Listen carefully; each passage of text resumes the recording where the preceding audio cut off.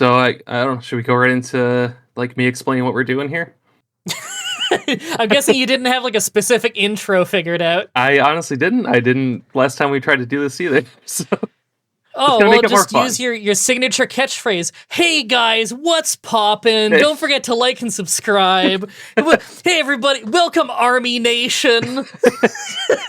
It's your boy Paraspectre here. It's your boy. What's poppin'? It's your boy. It's my favorite intro. I think I gotta make this the intro, right? This is it. I think that's the intro. All right, perfect. So, All right, so what's poppin'? well, this is what's popping. What we're doing here is we are taking every single poison type Pokemon that exists, and we're doing a March Madness style tournament bracket to figure out, in our opinion, which poison type Pokemon we think is the best. I kind of thought we would take a lot of factors into consideration here, like which design we think is better if we have personal memories or history with the Pokemon. Like, I want you and I to do, if we really want to stand up for one over the other, like we should do battle on this and try to figure out which Pokemon we think should advance onto the next round to figure out which poison type Pokemon will come up first at the very end. Yeah, I like that. I think we should fist fight over it. Yeah, exactly. If you really want to argue against one winning over the other, I'm all for it. You should absolutely do that, and I'll do the same to you. Absolutely. With fisticuffs, of course. But first of all, like, why? So we chose the poison type because you stated it was your favorite type. So, Oh, yeah. without giving anything away, like who your favorite poison type is, why is poison your favorite type? Okay, so like I'm sure 50% of it is just that when I think back, so I started playing Pokemon with Generation 1 literally the week it came out in English, right? So I was like 6 years old or something, and even in my absolutely tiny hometown I started in, like it's a video game that I grew up in, everybody immediately had Pokemon. The game came out like a week after my birthday, so of course I got it. And everyone was playing it. And for some reason, a lot of the Pokemon I gravitated towards were poison types. So like I really liked Bulbasaur, Coughing, Grimer, stuff like that. And I think that's kind of where really liking poison types started, even though it wasn't like a great type. There was a lot of poison types in Gen 1, but like Psychic was OP, and because there were so many poison grass types, poison moves were only super effective against like 3 Pokemon or something. Like it was fairly useless. But I really liked it. And then as I played more and more Pokemon over the course of my life, I never really stopped. I just really like a lot of the movesets. I like a lot of the strategies behind poison Pokemon. I kind of like that they throw a lot of effects and fight like assholes. So, I don't know. Something about poison, I always end up liking the designs, and I really like how they play. That's fair. It is kind of funny because like Gen 1 is known for how amazing the psychic type is, and that is you know, the main detriment to the poison type. So what, like, was Bulbasaur your first Pokemon? Is that kind of where it started? You're like, oh, poison type's kind of cool. Like, it has does it have poison powder? Bulbasaur learned, I think, all 3 of the effect powders plus Leech Seed. That's right. Although yeah. I could be conflating memories because a lot of those poison grass Pokemon in Gen 1 learned the powders. But I don't think Bulbasaur was actually my first. I think it might have been Squirtle, but I replayed Gen 1 repeatedly as a kid. So I would have used all 3 starters quite a bit, and Bulbasaur ended up definitely being my favorite. That makes sense. Yeah, Bulbasaur is my favorite of the 3 too. Just to clarify that. So yeah, well, it's the best starter ever made in Pokemon because it's the poison starter. yeah, I would agree with that. It's the only poison starter as far as I can remember. And so, speaking of Bulbasaur, this is what I decided to do in order to make this bracket. So I went to this site, this site about like people voting on their favorite Pokemon, and it would kind of like rank every single Pokemon if it was your favorite or not. So I took the top 24 poison types that were on there. They are going to be obsolete from this round 1. So they are the ones that already automatically advance into the tournament because they're pretty much going to advance anyway. They're the favorites. So right now what we're doing here, this part 1, is going to be 80 different Pokemon that didn't make the cut of the top 24.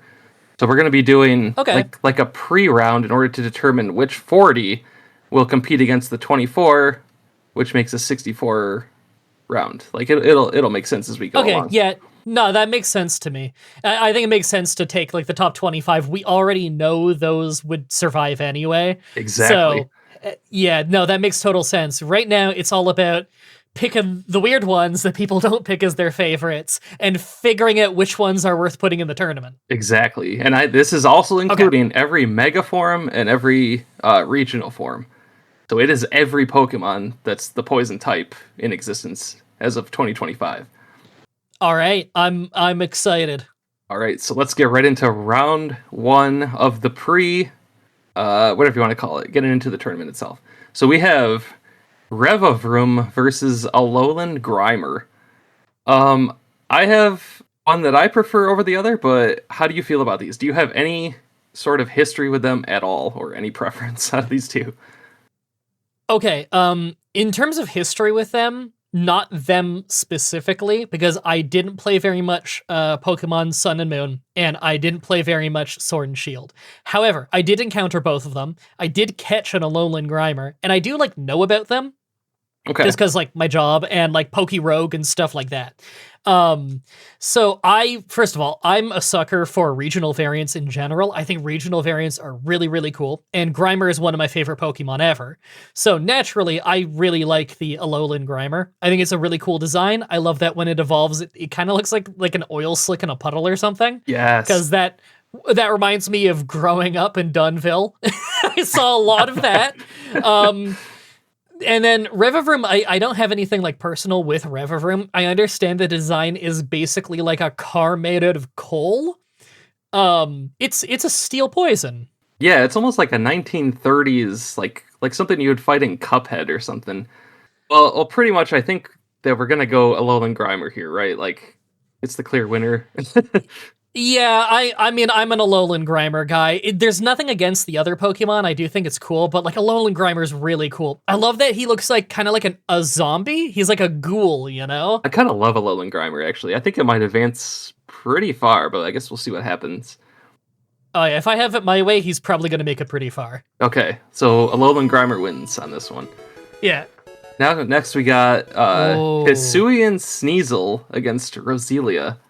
Okay. I don't know much about how do you pronounce it? Hisuian? It's Sneasel from the Hisuia region, which is Legends Arceus. Did you ever play Legends Arceus? Oh, I did play Legends Arceus. I didn't get super far, but I thought it was really fun. I was just really busy at the time. Okay. I really like the design. I really like the look. It's fighting? Yeah, and it evolves. Okay. So this is just the regional form of Sneasel. Okay, because I think I may have fought it in Rogue, but I'm not sure. I have to go with Roselia personally, though, because one, I like grass types, I like poison types, I like grass and poison, but Roselia specifically is a Pokemon that I really like, especially Roserade. Fantastic Pokemon. I've used it a lot in just playing Pokemon, both runs and not in runs. Mhm. I really like that whole evolutionary line. I don't know. I really like that line specifically. I like the design. I like Sneasel, and I like the regional variant of Sneasel. But I think I like the Roselia evolution line in general more. I would agree with that. I kind of like Roselia just a little bit more. Like it's not a big win for me, but it's kind of cool. Like it has these little like almost like pom poms. Yeah, Flowers for the hands. pom poms, but they're the roses and everything. And Yeah. I guess it's poison type because it's like a rose that pricks you. Not that roses are poisonous, but you know what I'm talking about. Mm-hmm. Yeah, I think Roselia should win. Yeah, no, I think it's so cool. All right, Roselia wins on this one. Okay. Now we got Venomoth. Oh. Classic Venomoth versus Gulpin. Ooh. That's hard. Because Gulpin's like an acidic stomach, right? That's what they're going for? Yeah, it's like stomach acid in a Pokemon. It's kind of disgusting. It sounds weird. I like it because I see it as like Gen 3's Grimer, I guess. Yeah, that's fair. I do really like it, but I think I like Venomoth more. I also really like Venonat, but like I don't know. I like bug types too. Okay, you're gonna notice very quickly I like most Pokemon. So Yeah. it's hard to pick. I really like Pokemon in general. I think most Pokemon are really cool. But like, okay, you've you may have heard this ad nauseum because I've brought it up so many times. Do you know the weird theory about Venomoth and Caterpie? Oh yeah, yeah. Caterpie should have evolved into Okay, Venomoth. It's the same. it really looks like it, Has the right? same eyes, and then Venonat should have been Butterfree. Yeah, oh yeah. I'm fully on Yeah, board with that no, conspiracy. yeah, no, me too. Like, I think some point early on in development, that's what was intended, and it was changed for whatever reason. I don't know, balance or just a hmm change in creative direction. I don't know, but like, I got no other explanation as to why Venonat and Butterfree have the exact same face. Yeah, like they have the same whatever it is, like the little like antennas on top of their head. It's everything. It's It's the the same thing. antenna, it's the teeth, the nose, the eyes, the color scheme. It's everything. Yeah. I guess at some point maybe at some point someone just said, hey, wait a minute, guys, isn't it kind of stupid that the gnat turns into a butterfly? I guess, yeah. Yeah. I'm also not to drift away from psychic too much or poison too much, but I'm of the camp that I think Slowpoke and Slowbro were originally supposed to be pure water type, and Psyduck and Golduck were supposed to be water psychic, and somehow that got switched. So I think it's like the same kind of thing with Venonat and Venomoth and Caterpie and Butterfree. Something was weird there. I don't know. There's too many coincidences with that. Okay, see, I never thought about that, but when you lay it out like that, that makes a lot of sense to me. Yeah, Psyduck and Golduck are so associated with psychic, and they're pure water. It's so weird. Which is nuts. Yeah. Like, I routinely forget that they're not part psychic, and I play these games for a living. It's so strange that they aren't. Exactly. And then you got these water hippos who are all of a sudden psychic type. I don't know. It doesn't make any sense to Yeah, me.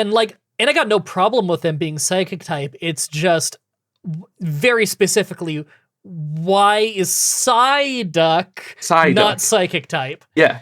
Psyduck. Like, it's nuts. I got no explanation for that. And Psyduck and Golduck use psychic energies in the card game. So it makes even less Yeah, sense. yeah. And like, if you read like I'm sure the Pokédex entries on them also talk about their psychic powers. Yeah, they do. But anyway, back to Venomoth and Gulpin here. I have a clear winner personally, and it's Venomoth. Yeah, I think I gotta go Venomoth. Yeah, I don't love Gulpin that much. It's a little too simple for me. Okay, I can okay. see that. I do like it, but I don't like it as much as I like Venomoth. Right. I'm kind of hoping this doesn't turn into like we're gonna always pick the Gen 1s, but we'll see. I'm not a Gen 1 purist, don't worry. Exactly, yeah, same here. So next we got Classic Nidoqueen versus, is this Hisuian Slowking? I think it's Hisuian. Wow, I've never seen that one. I don't think this is much of a competition personally, but we'll see. What are you going? Nidoqueen, all the way. Really? Okay, don't get me wrong. Love Nidoking, love Nidoqueen. To me, they're very classic Pokemon designs. These are like traditional Pokemon when it was pocket monsters. They didn't know yet that cute Pokemon sell. These were supposed to be scary monsters, and this is like a big beastly dinosaur boss.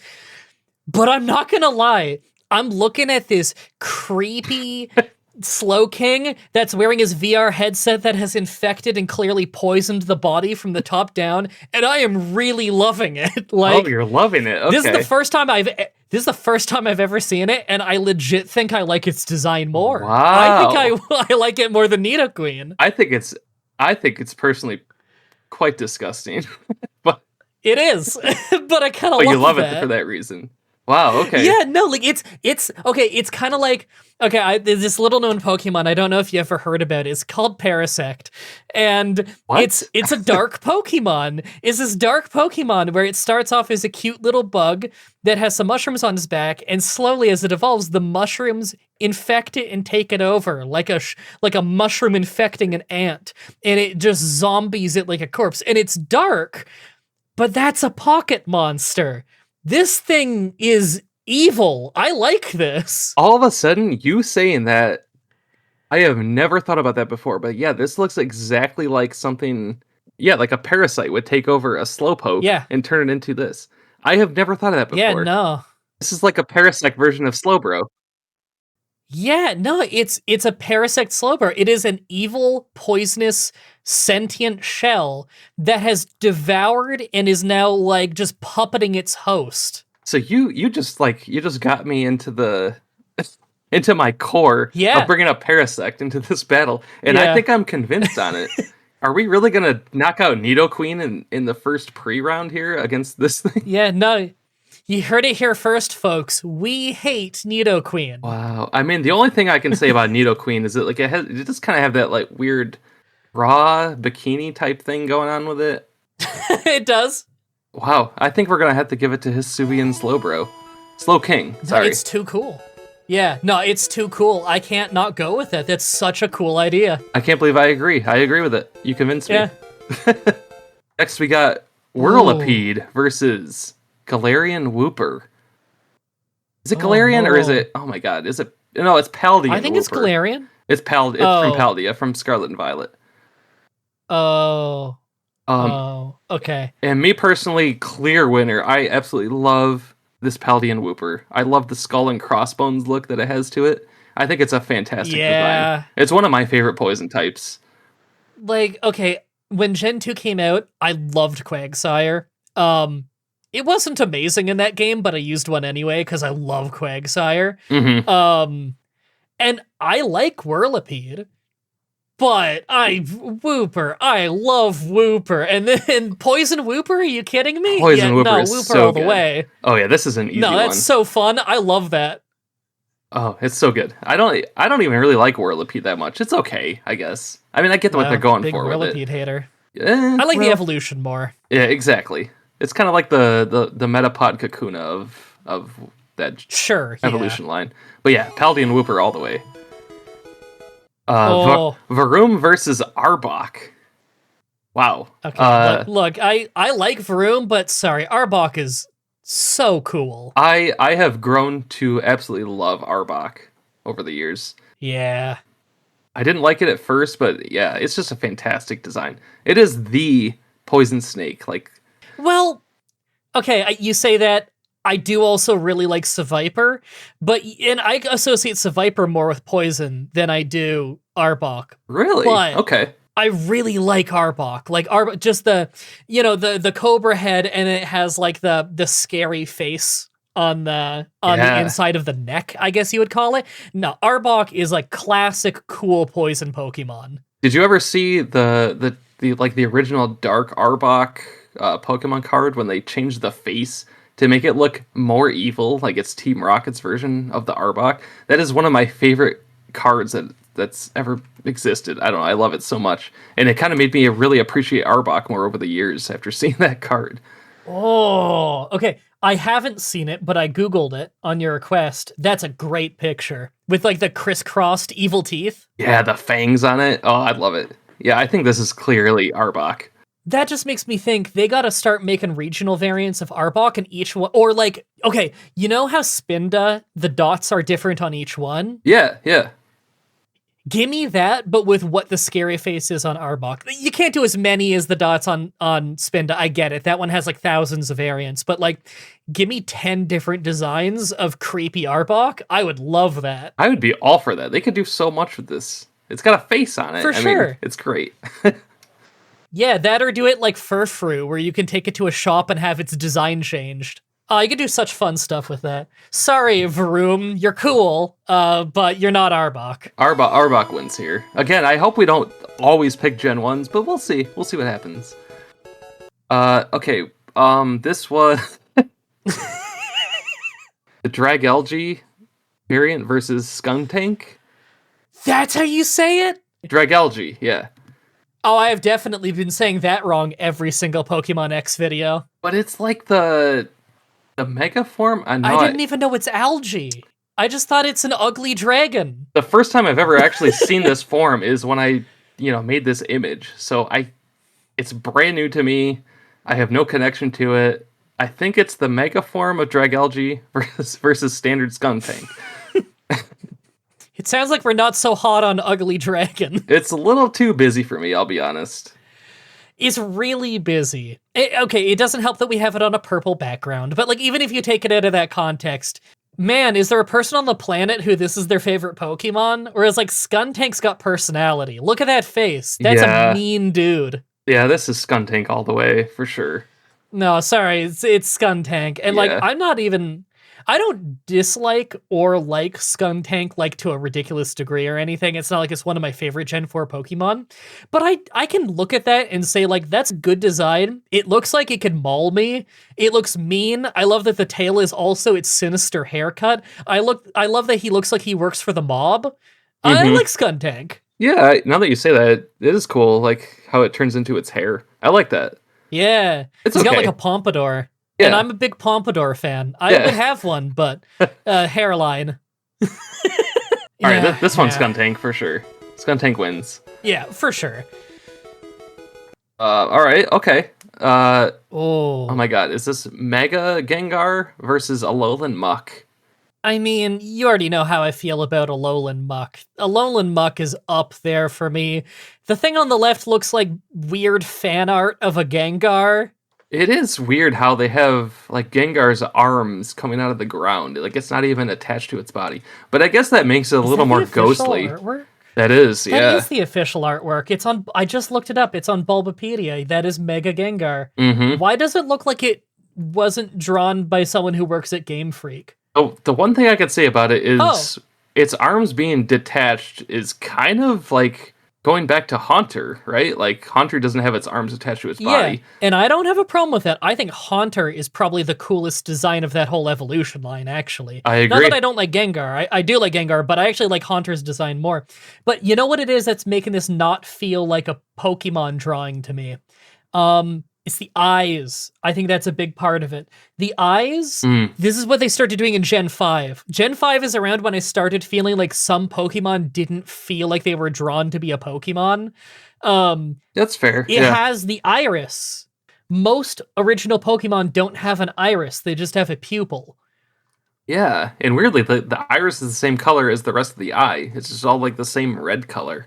Now, in fairness, the eye color being all the way through and just like having little variants in it, like watercolor style, I think that's how Gengar always was, or at least is in the current official artwork for Gengar. And like the yeah. mouth is correct. Ish. It's as close as you're gonna get it, I guess, at this angle and everything. Mhm. The shapes are pretty close to like the shapes of the spikes on Gengar, and yet something doesn't feel right. Something feels fan art about it, and I think it's the eyes. Yeah, I can see it. Oh, and the lines between the eyes, the little expression lines between the eyes, that might be doing it too. I don't know. Is it supposed to have like a third eye too? Is that what's going on with that? Like, Yeah, it's got some kind of third eye thing going on. I don't know what the design idea behind that is, like where that comes from.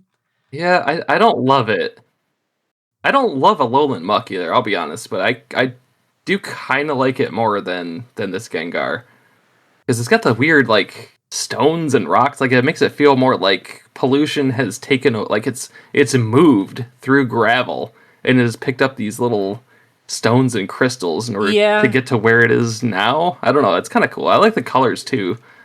I love the colors. Part of me wishes it stayed a little more green, like the Grimer does, because I don't know, there's something zombie-like about that I think is really cool. Mm-hmm. But like even that aside, Alolan Muck, hold on. Alolan Muck is dark? Yeah, it's dark and poison. I don't know why they added rocks to it. The rocks make me think it should be like steel or rock. It's a little weird. I don't know why they chose Yeah. to do that, but I kind of like it, I think. I don't know. If you literally just, if you took the rocks out of it and you just left it as a super multicolored muck, I think I'd like it more. Yeah, I agree with that too.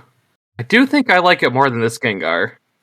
Yeah, okay, that's exactly what I was gonna say. I think I like it more than the Gengar. I can't put my finger on why, but the Gengar does not feel like a real Pokemon, whereas the Muck does. Right. Okay, Alolan Muck wins on this one. Oh, here we go. Okay. Ooh. So we got Amped Form Toxtricity versus Sneasler, which is the evolved form of the Hisuian Sneasel, which is like exclusive to Legends Arceus.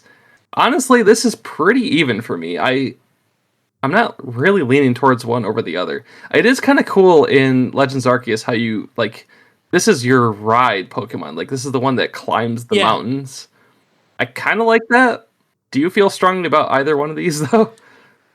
Okay, it's funny that you said that you're pretty like equal on them because I was gonna say I think this is the most equal I felt on any of them, and it's because I think both designs are really cool. Yeah, Like I actually think both of these are like really awesome because I've always liked Sneasel, and this is just a really really cool looking Sneasel. But then you have Toxtricity, easy for me to say, and I don't know that like he's got a lot of personality just in the way he stands and everything. I like the design in general. He looks a little bit like he would be from like a kid's cartoon that I would have grown up with. I don't know. He looks like he's from I don't know. He's somewhere in between like Street Sharks and Battletoads. I don't know. wow, I can Like, see it. I don't. He's a little Teenage Mutant Ninja Turtles. I don't know, something in the hands maybe. But like I actually really like both of these, and this is really difficult. I think if I had to pick one, I might say Sneasler, just because I have more of a connection to it, like actually using it in the game. I've never used Toxtricity personally, so that would just barely get my vote, is Sneasler. I think I'm gonna go with you on Sneasler on this one because I will say, as much as I like this amped form, I think the low key form looks a little cooler anyway. Mm-hmm. Which we'll get to. We'll get to eventually. But okay, Sneasler wins. Ooh, here we go. Iron Moth. Oh lord. Versus, oh my god, is this Okie Dokie? I never got any of the DLC or Scarlet and Violet or Sword and Shield. I think this is a Scarlet and Violet DLC. I don't like this thing. I never bothered with it. This to me is Iron Moth all the way because that's a really cool idea. Okay.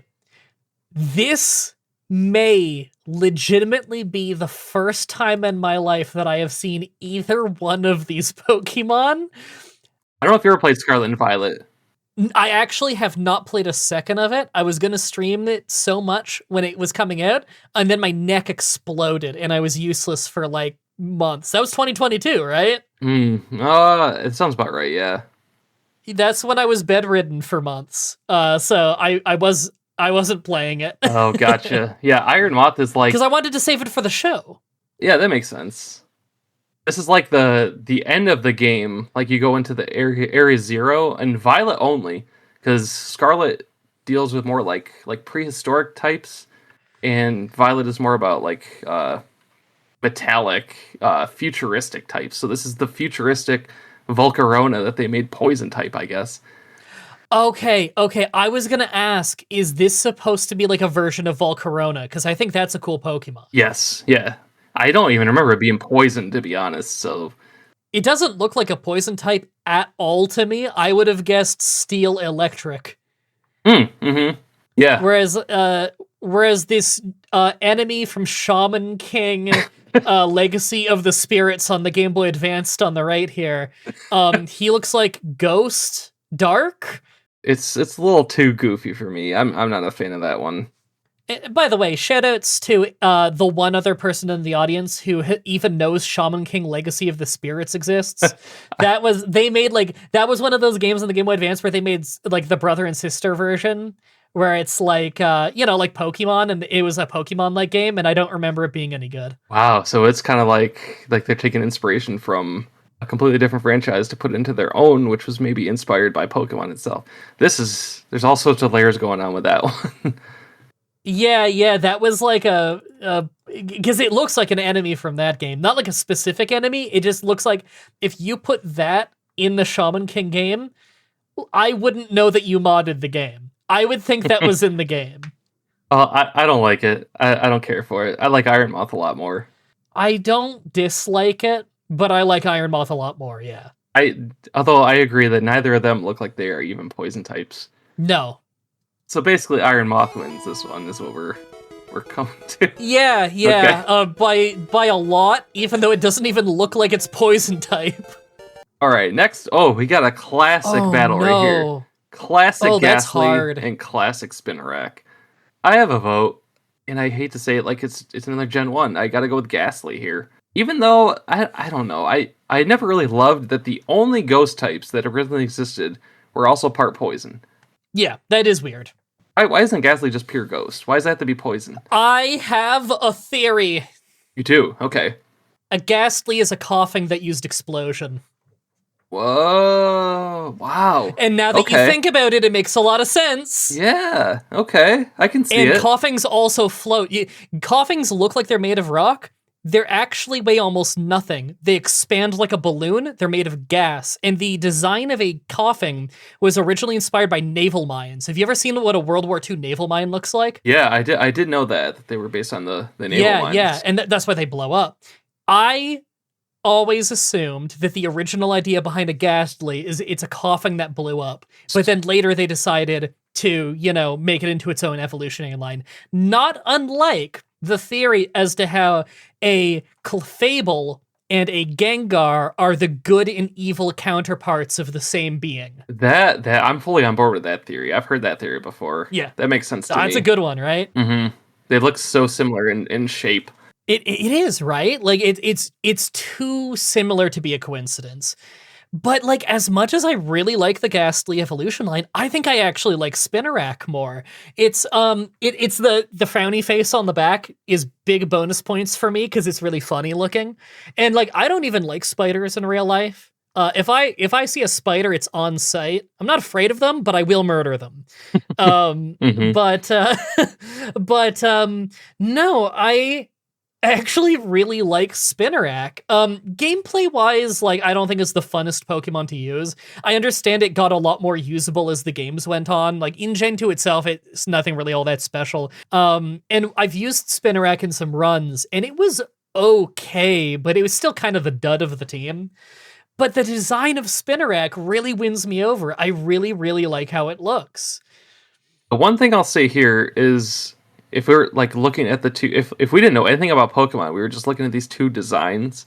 Spinarak looks clearly like the poison type out of the two, like a poison spider. That makes perfect sense to me. I don't know. That's true. The only thing that makes me think poison about Ghastly is purple, but I also see the ghosts with purple. Yeah, that's true. And like obviously it's ghost. Look at the thing; it's got ghostly wisps coming off of it. If we were doing like a ghost type ranking, I think Ghastly would go pretty high, but if we're sticking to poison only, I might have to agree with you on Spinarak on this one, which is crazy because I thought Ghastly would go pretty far into this. Yeah, sorry, Gen 1. Yeah. You're garbage. I do like the frowny face on it. I've never been huge on Spinarak, but it's okay. Yeah, it's not bad. I kind of agree with that. It's more poison than Ghastly is to me. It does feel more like a poison Pokemon. Like, that is, you can't separate Spinarak from it being poisonous, whereas I feel like you could separate Ghastly from being poison, and it wouldn't feel weird. I can picture Spinarak using Poison Sting constantly, and Ghastly is more, like Lick and Nightshade, things like that. Hypnosis, you know. So, I agree. I think Spinarak should win this one, which I didn't think would happen. Yeah. Spinarak wins. Okay. Okay, we got Poipole versus I'm sorry. Swalot. Is that its name? Poipole. Yeah, it's one of the newer ones. Okay. Okay, sorry. There's a channel called NL, New Legacy Inc. They've been around as long as I have, like 15 years, and it's a group of friends who play wrestling video games. And they have a famous character whenever they play Wrestling Empire, which is the game that I play on my show with newbie Nate, Skater Nate. Fan favorite on my channel. They have their character called Poipole the Clown, who I believe killed like 8 people in a subway station. So when I hear Poipole, I just think of the evil clown murderer who killed a bunch of people on a subway and then got hit by a subway car. Wow. Which, now Poipole the Clown is much cooler than this thing, but I do like the design. I don't like that it has a toilet plunger on its head. Oh, now that you say that, yeah. Did I just ruin it? I mean, I would vote for Swalot anyway. Yeah, no, the mustache on Swalot, the goofy little Yoshi Story mouth. No, Swalot is like Yoshi probably Story. One of my right. I can see it. Is probably one of my favorite Gen 3 designs. Like Swalot, I absolutely love it. It's got so much personality. It also absolutely looks like an enemy from Yoshi's Story, and I love that game. I got Yoshi's Story on day 1 of release because I was so excited for it because I loved Yoshi's Island so much. Yeah. I have never thought of that until you said that. I also really I really like Swalot's like tiny red eyes too. I think it's a cool design. I like it more than Gulpin for sure. Yes. And like I don't dislike Poiple the clown. Um, Playful the it looks clown. electric type. Am I crazy? Or maybe psychic? Yeah. I mean, I if I saw it without knowing its typing, I would guess psychic, psychic and dark maybe. I don't even think I would guess poison. No, like just because of the purple in it. All right, so Swalot wins on this one, right? Like, Yeah, for sure. okay. No, sorry, Poiple. You have a great name, but what the hell is on the right? All right, we got Grafii versus Eternamax Eternatus, the advanced form of Eternatus, which is like the final boss of Sword and Shield that I never actually saw. So there is so much. I mean, come on, Grafii has to win in this one, right?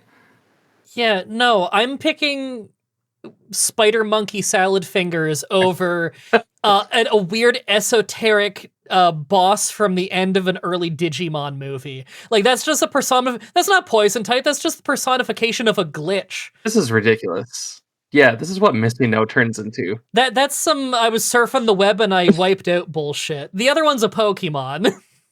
Yeah, look at his gross, creepy poison finger. I don't love that Wait, part. is that the middle finger? Oh my god, That yeah. is the middle finger. Both of them are. Yeah, look at the one on the floor.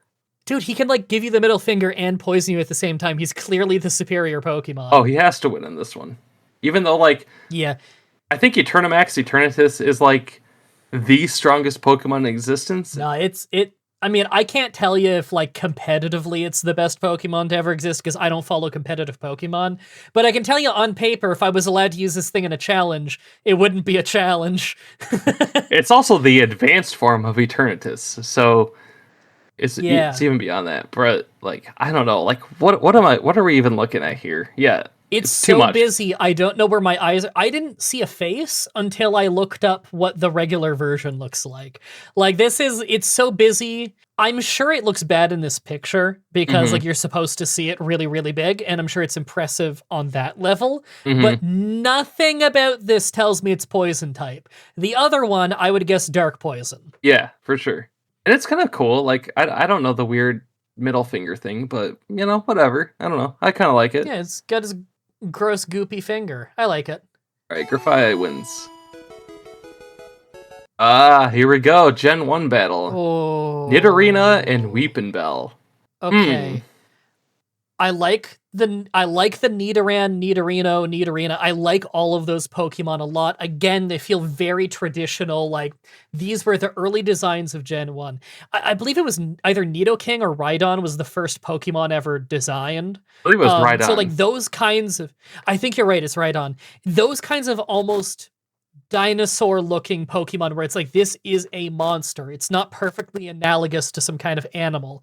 I love those designs a lot, but like I'm a huge Weepinbell guy. Maybe it's because I like poison grass as a combo and I like grass types in general, but the design of Weepinbell, the noises it makes in the games, like not just the cry in the early games, but also like, you know, you're playing Pokemon Snap, you're playing Pokemon Stadium, you're watching the show, the little gulp noises it makes and everything. I love that Pokemon. I'm Weepinbell all the way. I have grown to specifically love Victory Bell of the evolution line, but I kind of really do like Weepinbell. Like, we have this, there's some botanical gardens not too far from where I live, and we went there, and they have some pitcher plants hanging in there. And I was like, you know what? They're actually, like, really awesome. It kind of made me appreciate the whole Bellsprout line more. Yeah, and I was always a Bellsprout guy. Nothing wrong with Oddish. I like that line too, but I was a Bellsprout guy growing up. I thought Bellsprout was the coolest. And like pitcher plants in general, again, it's kind of creepy. It's a monster. It's kind of a scary plant in a way that this thing just swallows you and digests you, kind of like a Venus flytrap. But like, no, I think it's super cool. Like, I think it's a very creative design. I honestly agree. I think Weepinbell, I do prefer it to Nidorina. Yeah. Now, if you took the leaves off the side, it would look really gross and stupid. Yeah, the leaves kind of make it. I can agree with that. It would just look like an angry banana. It would be like a bottom tier Pokemon if it wasn't for the leaves for some reason. It would look more like a fish. Yeah, I can see it. Yeah, you're right. I'm happy that we've ruined Weepin' Bell. Oh man, I agree though. I like Weeping Bell more out of the two. Yeah. All right, Toxel versus. That's not a Pokemon. What are you showing me? Is this background art from Pikmin? Okay, maybe it doesn't help that it's not drawn in watercolor. Maybe Yeah. if this was drawn in watercolor, it would look more like a Pokemon. Like, I think everything looks more like a Pokemon if you draw it in watercolor. But, like, come on. I understand that this is, like, a Dragon Ball villain versus what looks to be a plant. But I think I'm going with the Dragon Ball villain on this one. I do kind of like Toxel. I mean, I don't know what's going on. Toxel's like halfway between Frieza and Kui, but as a baby. He's got the Kui color in the head shape, Yeah. but the body and the tail and the color scheme and everything makes me think a little bit of like Frieza's race. Yeah. No, Toxel's cool. I like Toxel's design. I just everything about it, really. I like it. And also, clearly a poison type. The other thing, I genuinely, you could tell me that is a background asset ripped out of Monster Hunter. Like, I don't know what that is. So this is a clear winner. Toxel on this one. Absolutely. Toxel's definitely poison. This other thing is grass space type. Oh my god. Oh, okay. Interesting. Classic Grimer versus Dragalge.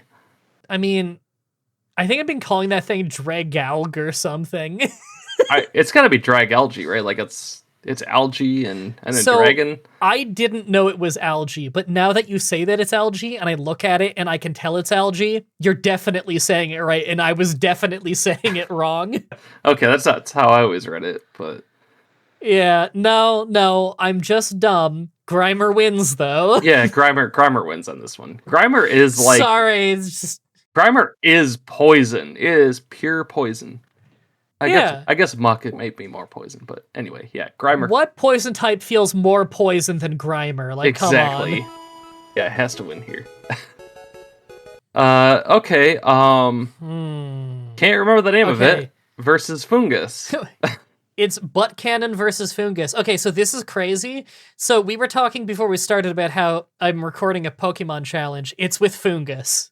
Oh, nice. Okay. Yeah, I was literally recording a Fungus run like an hour before this. I like Fungus.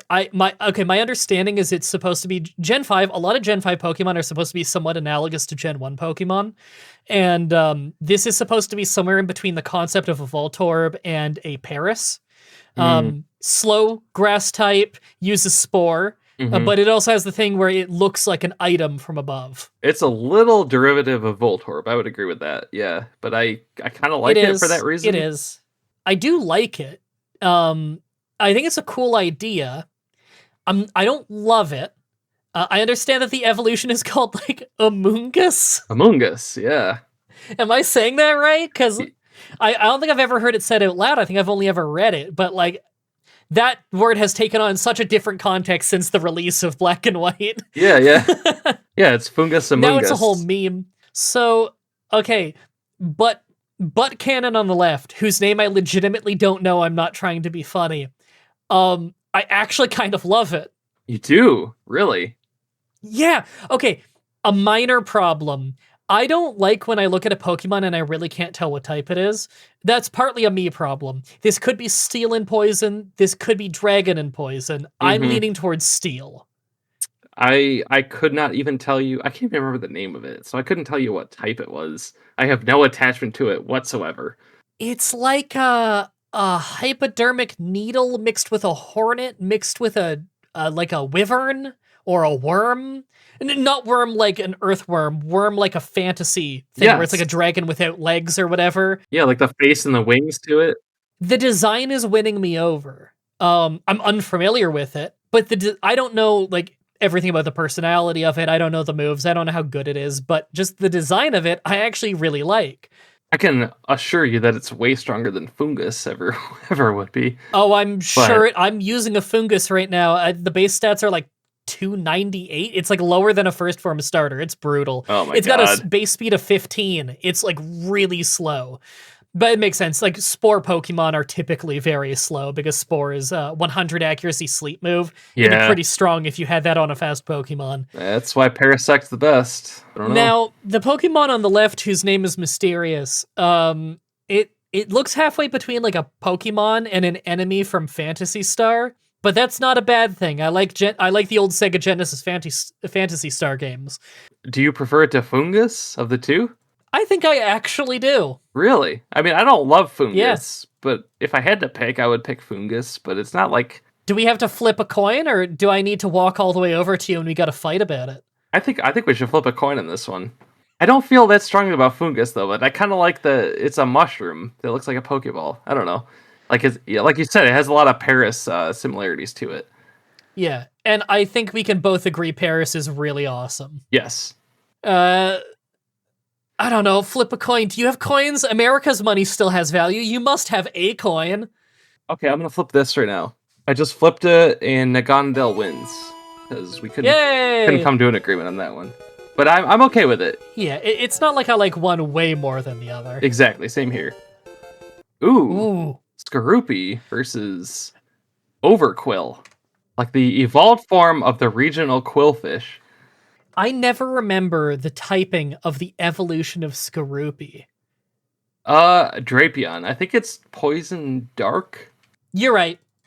Poison Dark. And Skorupi is Poison Bug. That's right. I had to look that up recently because I was doing a bug-only run in Platinum, and I couldn't use... I didn't want to use Skorupi because it stops being bug type when it evolves, and that just didn't seem like a good idea to me. That said, I love its design. Yeah, it's a cool little like poison scorpion thing. Now, the other one though, that's Quillfish. That's like a regional variant Quillfish. It's the evolved form, so it's Overquill. Okay, Overquill's a great name. Yeah, I don't have a strong opinion on this one. Okay, I don't have the strongest opinion either. Quillfish I actually really like, but it's not great. At least not in Gen 2 it wasn't. I really like Quillfish. I do like Overquill, but I like the design of Skorupi more. I think I agree with that, yeah. I don't love either of them. I don't dislike either of them. I'm pretty even on this. So if you think Skorupi's a better design, I would agree with it. Because, I mean, you gotta have a poison scorpion Pokemon at some point. It just kind of makes sense. Yeah. I think it should win this one. I agree. Okay. Oh, here we go. Oh! Classic Quillfish and Kakuna. No. Ooh, what a matchup. That's not easy. I really like both of their designs. Okay. Kakuna's design is so good for a Pokemon that doesn't move. Mm-hmm. I way prefer Kakuna to Metapod. I actually am okay with Metapod, but like Kakuna looks sinister. Now ignore that he's very dapper with his tie. If you ignore that, I love that you can tell that a hornet's gonna come out of that thing, because like look at the butt on it. Oh yeah, absolutely. Kakuna's great. Yeah, and it's got like it has evil intent behind those eyes in a way that Metapod doesn't. Metapod's chilling. Kakuna is waiting, you know? Oh yes. It's waiting for its moment to strike. I like Kakuna. And like I was just saying I like Quillfish. I do like Quillfish. But the design of Kakuna I think is fantastic. I prefer Kakuna of the two. Yeah, even though Kakuna is a Pokemon that you have for literally 3 levels. Yes. Like, let's be honest, either of these are not going to go very far in the tournament. No. But, yeah, I've always really liked Kakuna. Same. I think Kakuna's the easy pick on that one. Okay. Ooh. Mega Beedrill and Amoonguss. So is Mega Beedrill's butt, is it supposed to look like the cylinder on a revolver? I don't know, something about the grooves on it make me think that like it's kind of mechanical. Yeah, like you said, it's more like metallic and mechanical looking. I could almost see Mega Beedrill being a metal or a steel type, but it's not. I could see that. Not unlike I don't know, this feels like the kind of thing where you slap a metal coat on it and you trade it, kind of like a Scyther into Scizor. Yeah, I can see that, but no, it's just a mega form. Amoonguss's design is fun. I like its little shield Pokeball hands, and its face is kind of goofy. Yeah. I don't know. Ooh, I I'm leaning towards the Beedrill. I was leaning towards Amoonguss, but not by Oh, much. no. Not by much. Okay, I'm gonna be honest, it's a not by much thing over here too. I do like both of them quite a bit. I've always been a Beedrill fan, so maybe that's what's making me lean that way. It's funny because Beedrill's one of my favorite Pokemon of all time, but the Mega form, Really? I don't know. For some reason, it's I'm gonna be honest, a lot of Megaforms don't do it for me. yeah, I agree with that. There are very few that I love, especially more than the regular form of them.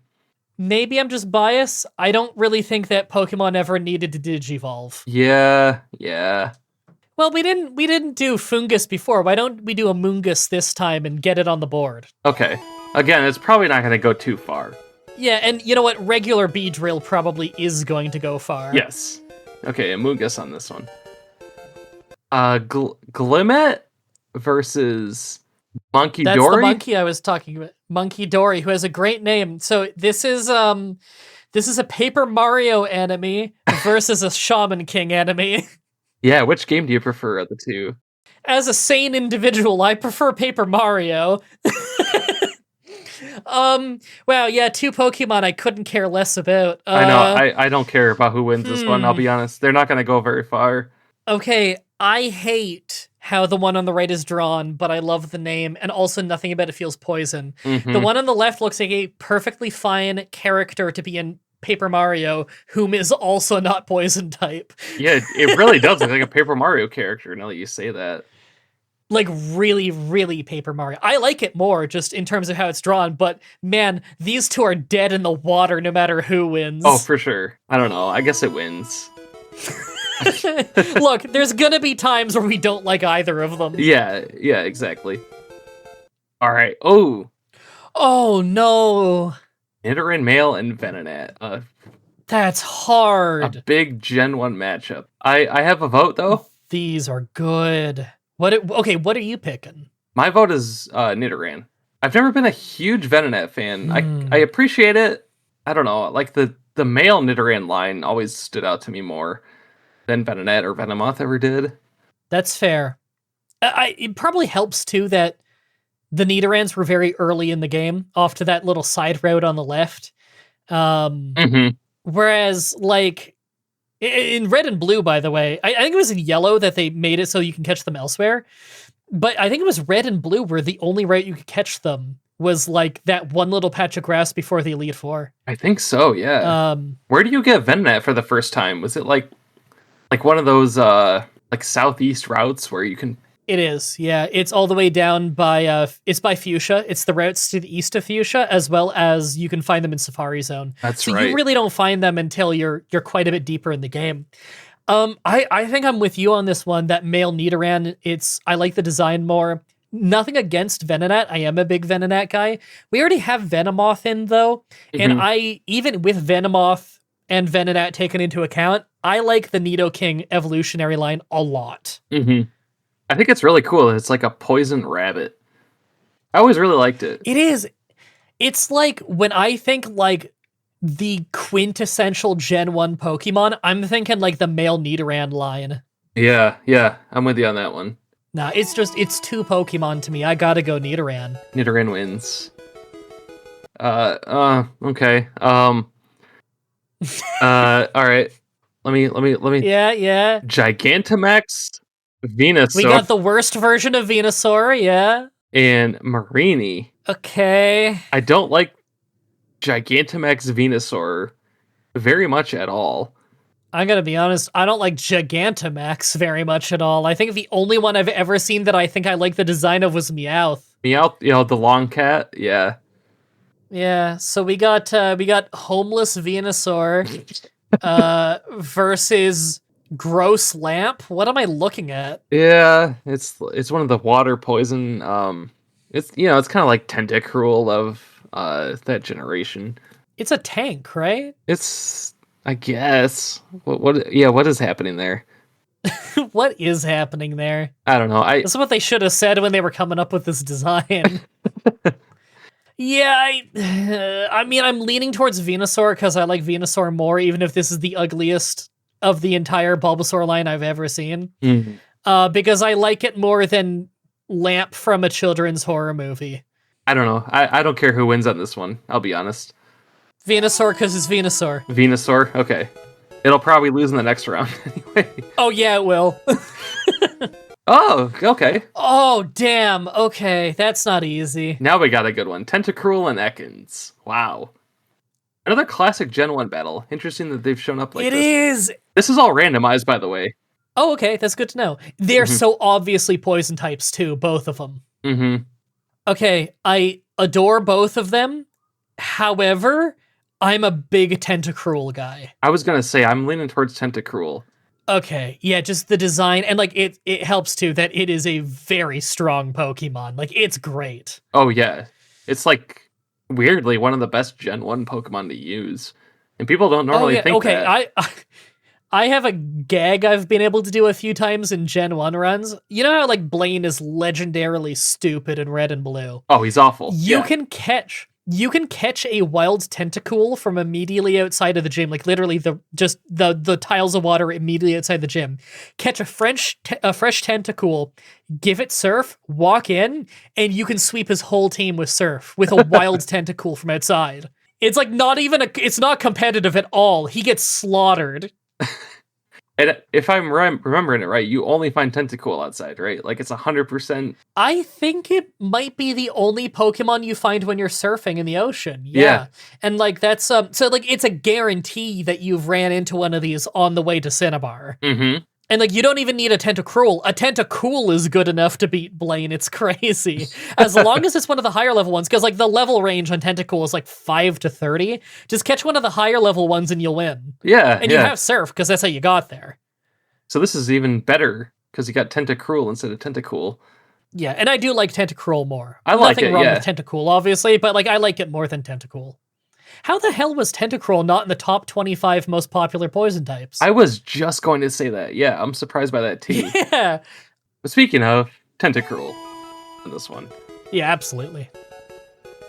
I'm not a Gigantamax guy. I don't hate it, but I like Stunky.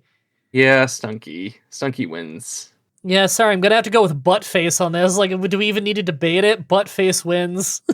It looks more like a cat than a skunk. I kind of like Stunky. I don't know. It's okay. I see a lot of skunks. Like my neighborhood full of skunks. Oh, like where you live. I gotcha.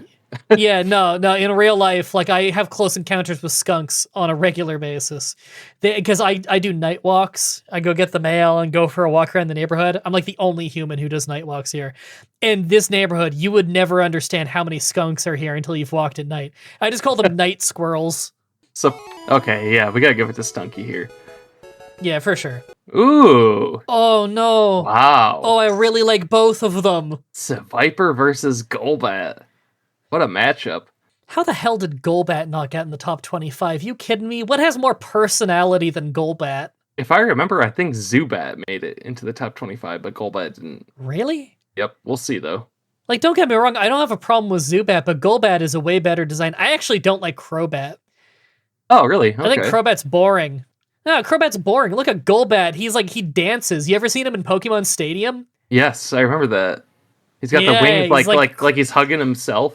Yeah, and like he does the big vampire, like he's like hiding like a vampire behind a cloak, and he does the big blah, and then he like slinkies back and forth. Like, no, he's awesome. That's a monster. Like, he looks like the kind of thing where like, okay, when they made first generation Pokemon, again, they're trying to come up with monsters, not cute things. And one of the big inspirations was obviously Dragon Quest or Dragon Warrior, whatever you want to call it in your country. Mm-hmm. That looks like an enemy from Dragon Warrior. So Dragon Quest. Sorry, I call it Dragon Warrior because I had Dragon Warrior 1 on the NES growing up. I remember Dragon Warrior. But it's Dragon Quest. Yeah, like the English version was Dragon Warrior. I remember the title and everything. Yeah. For the cover. Yeah, I gotcha. Nowadays, they're all called Dragon Quest regardless of country. But it's the same series. Mm-hmm. But you said earlier you love Seviper. I like Seviper. I like Seviper a lot. It also is way bigger than it looks. Like, that's one of those Pokemon you think is kind of Ekans-sized. No, it is a gigantic snake. Yeah, I kind of made it a little bigger in the picture here for that reason. I love the knife tail. I love the sinister look. I love the upside-down crescent eye where it's like it's planning on killing you. Like, it's really sinister. The super long fangs, the smile. It's got evil intent. I absolutely love it. And if it was up against almost anyone else, I would pick it. But I like Golbat more. The thing with Seviper that always throws me off is that I always think it's dark type because it's mostly black. Really? Or like a Okay. dark gray. I don't think that, but now that you've said it, like, that's completely understandable. Mm-hmm. That's the only knock I have against it. I like Seviper, Yeah. but if I had to choose between the two, yeah, it's Golbat for me too. Golbat's like, 80% mouth. It's so cool. Yeah, no. Also, I couldn't believe this until I heard it.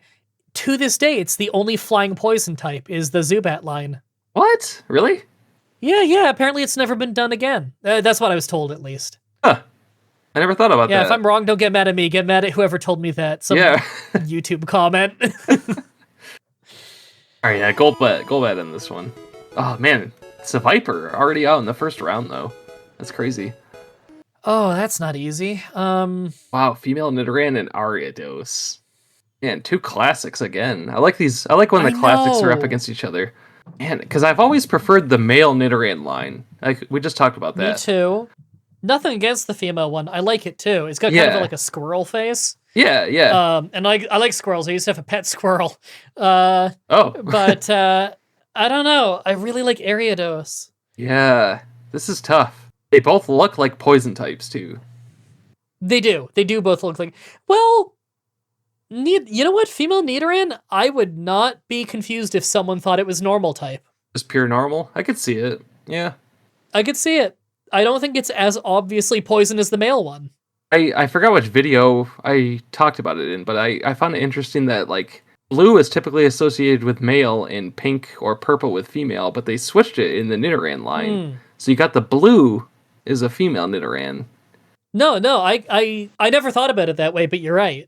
And now that you say that, it looks kind of like squirrelish. Yeah, female Nidoran is more like a squirrel, male Nidoran is more like a rabbit. Yeah. We're coming up with all kinds of things here. And also, if you took its ears off, it'd look really weird. Yeah, that's fair. I guess if I had to pick a winner, it is not by a lot, but I might go with the female Nidoran, I'll be honest. We already have Spinarak. I think I like Spinarak more than I like Ariados. I think I'm with you on going female Nidoran. Okay. And plus, it's also blue raspberry Pop-Tart flavored. Alright, female Nidoran. Oh, Nidorino and Hisuian Quillfish. Man, I like the Hisuian Quillfish, but it's not even that close for me. I really like Nidorino. Nidorino is one of the first Pokemon you ever see because you turn the game on Red and Blue, and it's Nidorino and Gengar. That's right.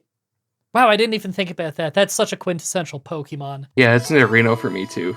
For sure. Okay, well, one is water and ghost and the other is poison, so I feel like this is an easy pick. Yeah. Is it Hisuian Slowbro and Nihilego? It looks like the outfit of a ghost, but you can't see the ghost. Right, like a jellyfish ghost. Yeah, which haven't they already done that before? Yeah. Jellicent? Yeah. And Jellicent was much cooler. I'm assuming you're picking the Hisuian Slowbro, right? Or is it Galarian? Yes, and also I like that he looks mildly concerned about the shell attached to him. Nah, he's way better. Okay, yeah. Yeah, the Slowbro wins here. Oh, wow. What a matchup here. Standard Bellsprout and Mega Venusaur. Is that what Mega Venusaur looks like? He just looks like he's dressed up all fancy. Mm-hmm. I think I'm a Bellsprout guy on this one. Like, I really like Bellsprout. I really like Bellsprout, too. I can't help it. It's great. Sorry, Mega Venusaur. All right. Nothing wrong with Mega Venusaur. That's actually a Mega evolution that I think looks pretty cool. It's one of the better ones. I agree with that. It's got like the taller flower in the middle. I don't know, but Bellsprout. Come on, it's Bellsprout. It's 100% Bellsprout. Oh my god. All right. So we got Glamora and something. So the one on the right has speakers. That's kind of cool. It's got hearts on it. Maybe it learns Attract. And it's also clearly Ghost Electric. It's Poison Ghost. It's called Pecharunt. It is number 1025, so it is like very, very new. We can't trash both of them. Huh. Huh. Here's the problem. Okay. Neither one looks like a poison type, so that's already not good. But the one on the left still looks more like it's from Paper Mario. The one on the right at least looks like a Pokemon, just not at all poison type. This is a hard decision. Mm-hmm. I've actually seen Blamora in Scarlet and Violet, where I never got the DLC, which I talked about. So I don't know this thing on the right at all. Yeah, clearly I don't feel strongly about either one of them. Is there any way you're leaning? Blamora? Then it wins. Okay. Here we you go. will get no pushback from me. You know, like when it blooms or whatever you want to call it, it's kind of cool, I guess. I didn't put the picture that shows that, but it does, like, you know, the petals, like... I mean, I Googled it, but yeah, it didn't win me over. It's okay. I don't know. Not a clear win It's here. not horrible. It's not a poison type. Ooh, interesting. Okay. Wow. Okay. So we got Gigantamax, Garbodor, and Standard Tentacool. What are your opinions first? I think Gigantamax Garbodor is probably one of the better Gigantamax forms, because it's so ridiculous that it, like, collected, you know, you got the Clefairy Pokédoll, you have an airplane, you have a wind-up, like, sailboat tugboat in there. Yeah. Like, that's kind of funny. But you're going up against classic Tentacool. I know, that's the hardest part, right? I like Garbodor and Trubbish in general. I think they're really cool. I think they're underrated, yeah, for sure. They are. It's just, it's so hard when you have it going up against something like Tentacool, which is such a classic, great poison type, and also one that's like a personal favorite of mine. I kind of love Tentacool, yeah. It's got a great color we're scheme. doing every poison type eventually anyway, so... Yeah, we still have Standard Garbodor coming up. We do have Standard Garbodor, and I like it more in general. I'm not a big Gigantamax guy, but I can't deny that the idea of Gigantamax Garbodor is really fun. It collected so many random pieces of garbage. Look on the back, there's a little fish bone there. Like, that's funny. Oh yeah, that's like a Magikarp fish tail. Yeah, that's dark. Man, I could really go either way. Is there a way that you're leaning? Leaning towards Tentacool, but not because it's Gen 1. Like, I don't wanna be that guy, but come on, it's a jellyfish. No, it's just a great design. It's awesome. It's so good. Yeah, no, I'm with you. Okay, Tentacool here. Oh my god. Oh, here we go. Okay, this is not hard for me. Clodsire. This is not hard for me. And Mega Victory Bell, one of the absolute newest Pokemon that exists. Yeah, Clodsire is amazing. I kind of love Clodsire. Yeah, no, Clodsire is amazing, and the other one is a boss from Banjo-Kazooie. Like, it's like you took the idea of a Victory Bell and you made it really bad. I don't like its design at all. Oh, man. Yeah. Yeah, let's give it to Clodsire here. Sorry, Clodsire is awesome. Clodsire is amazing. Ooh, Galarian Weezing. Okay, well... And... Okay. Oh my god. Alright, okay, hold on. I got it up here. Bezendipity. Poison Fairy. Okay, I like the name. I do like the name. I think it looks like a flying psychic type. But whatever, that aside, you're not gonna make me not pick Galarian Weezing. I love Galarian Weezing. It's so good. I think Galarian Weezing would be better if instead of green smoke, it was white smoke. It'd look more like facial hair. I think that would be better in the color scheme, especially because the smokestacks are white anyway. But yeah, I could do that. You're telling me, I already love the Victorian era when it comes to history, and I love my grand strategy games. My most played game on all of Steam is Victoria 3. You give me Weezing, which is already my second favorite Pokemon, and you give him a top hat chimney stack and make him a comedic, evil, poisonous capitalist, like Victorian era, like with the top hat and everything. That is hilarious. It's so I good. love that so much. Like that is like one of my favorite regional variants ever. It's not, there's no contest for me. Now that you say that, why does it have like a light green facial hair smoke? I don't know. It's ugly. I think it should be white. If it was white, it'd be 10 times better. Yeah. But even how it is It's better. I love it. Yeah, we'll give it to Galarian Weezing there. It's a great one. Ooh, Budew against Victory Bell. I mean, easy for me. I don't know about you. No, easy for me too. Like, don't get me wrong. I talked earlier. I like the whole Budew evolutionary line, but one, Budew is the boring one of the group, and two, Budew doesn't even look like a poison type. It could be solo grass, and it wouldn't surprise me at all. Whereas Victory Bell over here is great. Love Victory Bell. Victory Bell's amazing. It might go pretty far into this. Yeah, I could see it going pretty deep. I didn't even know Budew was actually poison until I looked this up. I really thought it was pure grass. So I'm with you on that one. Yeah. The only reason I knew it was poison is I grind a lot in early Pokemon Platinum runs, and you fight them a lot. Okay, yeah. Clearly Victory Bell here. Absolutely. Okay. Okay, well, there's one that I love, and the other one is, once again, a final boss from Digimon. We got Salandit versus Standard Eternatus. Which, okay, so I have the sword version. I played through it once when it came out. I got to the Eternatus battle at the end. And my team was so weak that I couldn't even beat it, and I just kind of gave up. I never finished it. So, I hate this thing. It ruined my whole playthrough of it. Yeah, okay, it's bad Pokemon versus good Pokemon. Yeah. Look at the bandit mask on him. Look at the eyes. Look at the cheeky smile because he knows he's about to rob you. No, that's awesome. Absolutely. Now, small contention, I wouldn't guess it's poison type just looking at it. I would guess dark. Yeah, dark fire or something. Sure, yeah, it's got kind of like a magma thing going on. I know a lot of people hate on Eternatus. Like, it's kind of cool. Like you said, it's more Digimon looking than Pokemon. It is. But it's okay. I don't know. I definitely think Salandit should win on this one, though. I agree. Okay. Ooh. Venipede. It's Venipede versus Gigantamax Gengar. The black hole Gengar. I like the idea of it, but again, Gigantamaxes in general, I feel like have an uphill battle with me in that, like, I don't know. I don't love them either. It feels more like a gimmick than a real Pokemon. You're only going to use it for temporary battles. Like, it's not part of your team.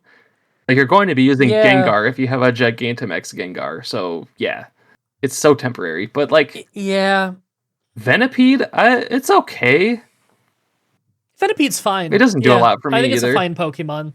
Yeah, I like Venipede. I think I like it more than Whirlipede. I think Whirlipede, despite being the most interesting of the evolutions, I think it's the ugliest. Yeah. I don't know. I'm okay with Venipede. I would lean on Venipede over Gigantamax Gengar. Yeah, I agree with that. Although not by a huge margin for me. All right, we have Squidward versus probably the winner. Look at that face. Skrelp versus Strudel. I don't know. Okay, the hard part for me, I like the one on the right more, but the hard part for me is that the one on the right looks less like a poison type. It's also a Mario enemy. Like, if I jump on that thing, it flips upside down and I have to kick it from the side. I can see it. I'm saying Skrelp. Skrelp, okay. Let's go Skrelp. Ooh, Dustox versus... This is an slam dunk Dustox for me. Yeah. I like Dustox, and the other one's ugly as sin. Yeah, let's go Dustox on this one. Let's not even talk about it. No, it's not even close. All right, this is the final one from the intro. Standard Weedle. Oh, no. And what is it? Low-key Toxtricity? Yeah. No, that's not easy, because I really like Toxicity. Dude, I can't pronounce words Toxtricity, anymore. yeah. Oh my god. It's because when my neck gets really bad, the right side of my face goes really tight, and then I can't enunciate. It's not Bell's palsy, don't worry, I can still move my face. But I'm not having a stroke. I'm not slurring my words yet. Everything's fine. How can you not love Weedle, though? I know, it's tough. Weedle is such a... it's like the first poison type most people run into, probably. Because Viridian Forest. It's so funny, like, I have way more of a connection to Weedle than I do Toxtricity. But design alone, I kind of like Toxtricity a little more. So this one's a I little think I tough. like it more too. We're I think I'm actually leaning Toxtricity. really gonna knock Especially Weedle because out. we know Beedrill's getting in there anyway. There's no way Beedrill's not getting some wins. That's true. Yeah, I like Weedle a lot. I like Weedle more than Caterpie for sure. For sure, yeah. And I don't have anything against Caterpie, but Weedle all the way. All right, let's give it Toxtricity on this one. Absolutely. So there we go. Now that we've made the intro, now I'll create the actual bracket and we can do the matchups and see what happens. Yay!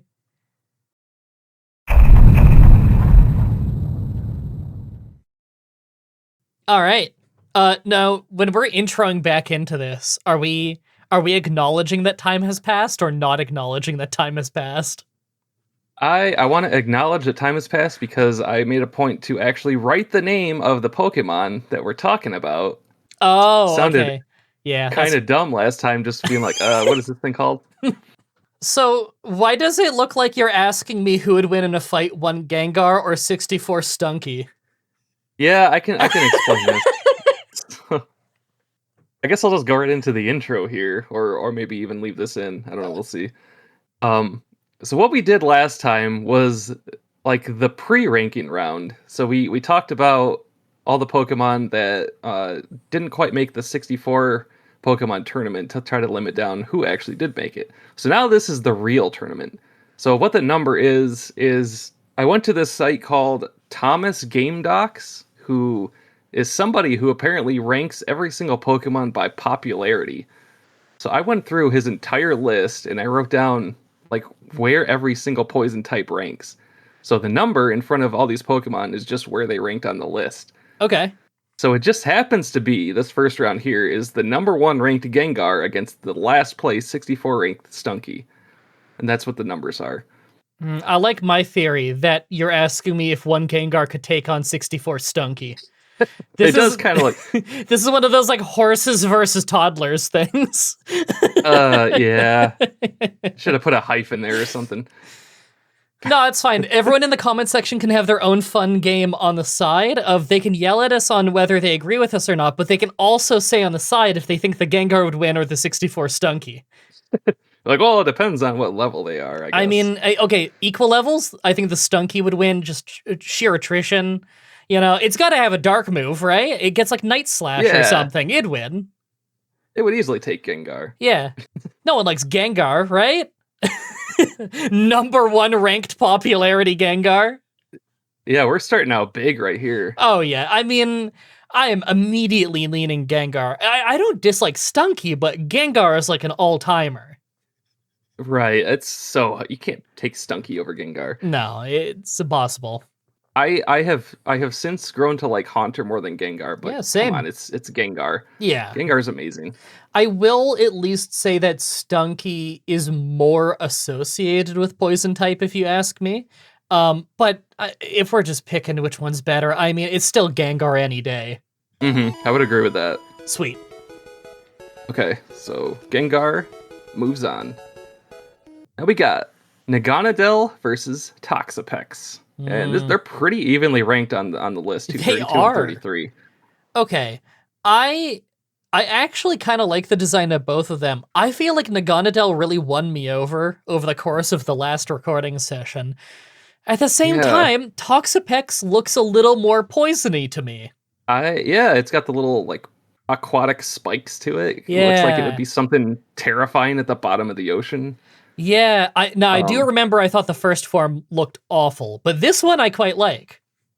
I'll be honest, I don't love Naganadel. I know you pointed out like similarities to Beedrill. Yeah. With the stinger and everything. I don't love it though. I don't love it either. I think you like it more than I do. It did win me over quite a bit, but I'm really leaning Toxapex on this one. This feels way more poison type. The other one looks like it could be Steel Dark, Steel Dragon. It could be several things, whereas Toxapex, that's definitely like a water poison looking thing to me. McGonagall has the purple to it, but purple doesn't always equal poison. Sure, Like we pointed out, but I was about to give Drapion as an example of a purple that's not a poison, but then I remembered, no, that's definitely poison. we'll be seeing that actually. Yeah. So. All right, we'll go Toxapex on this because I would pick Toxapex personally. Yeah. So if you're leaning that way, for sure. Okay. Oh, classic. Oh, that's not easy. I know my pick. It's actually pretty easy for me. I mean, I think I have to go Gloom. I just also really like Oddish. Oh wow. Okay, I would easily say Oddish personally. Really?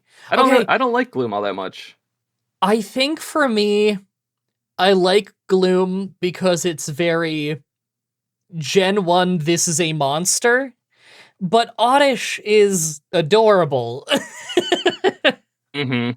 But yeah, do you pick the creepy looking monster or the cute little radish thing? Why is it Gloom completely loses its weird drooling thing after it evolves? Yeah. It's in that awkward phase between being cute and being deadly, I guess. So it just drools. I feel like Oddish is more in line with Vileplume or Blossom than Gloom is. Gloom feels like the odd one out, even though I like Gloom. Well, my vote's for Oddish. Oh, that's hard. Okay, I think I'm going to go with you on this one because I'm so 50-50. Okay. I don't know. I've never really loved Gloom. Because of the drool, I guess. It's okay. Big drool hater. I guess. This is going to be the thing that gets you canceled. Oh man, I've said too much already. Yeah, I could put up with his takes on James Bond, but as soon as he says he doesn't like drool, I just unsubscribed.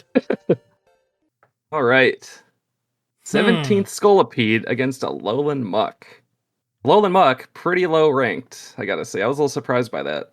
Yeah, at the same time, I kind of get it. It's not the most pleasant color scheme to look at. And I think the rocks are weird. I think it doesn't need those. I'm assuming they're rocks. They look like rocks to me. Yeah, we kind of mentioned it last time. I don't know. I think it also would look better without it because it would look more like if there's like an oil spill, you see the different colors. Yeah, that's what I was thinking of, right? It's like when you see an oil spill like on the side of the road, which I don't know if that's a Dunville thing or not. I don't know if the rest of Canada has that. I feel like I haven't seen that in forever. I'm not thinking of it. Yeah, maybe they changed the oil that looks like this. I don't know, but I think that's what they were going for, right? It's got to be. Yeah, like super dirty water. Yeah, I don't know if they like changed the oil from when I was a kid, or if it's just that I grew up in a shitty tiny town. Yeah, it's one or the other. I mean, I also have noticed ever since I moved out of Dunville that there isn't this strange thing where everywhere you walk, there is like Molson Canadian beer caps in the ground. So that must have just been where I grew up. That's what they should have put in the Alolan Muck, just some Molson cans. Oh my god. Yeah, if there was like Molson cans and discarded Blue Jays hats all over, then it'd be like where I grew up. I feel like, okay, that's kind of how I was feeling, is missed chances with Alolan Muck. Jokes aside, obviously. I feel like Alolan Muck could be cooler because Alolan Grimer, I think, is like perfect. I would agree. And that's kind of why I'm leaning the other way on this one. Like, I'm liking Scolipede. Is that how you say it? Scolipede. I think it's Scolipede. I actually quite like it. I think Whirlipede is, like, I like the concept of it, but it's kind of ugly. And then the first form, whose name I forget, I like that one. And this looks more in line with that. Yeah, Venipede, that's it. Thank you. Scolipede, I actually really like it. I think it's a pretty cool Gen 5 Pokemon. I actually like it more than Alolan Muck, even though I'm a big fan of Grimer and Muck in general. See, I would just slightly lean toward Alolan Muck, but not by a lot.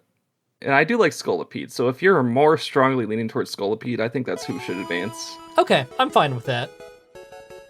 Ooh. Oh, okay. Classic Haunter and Swalot, I mean...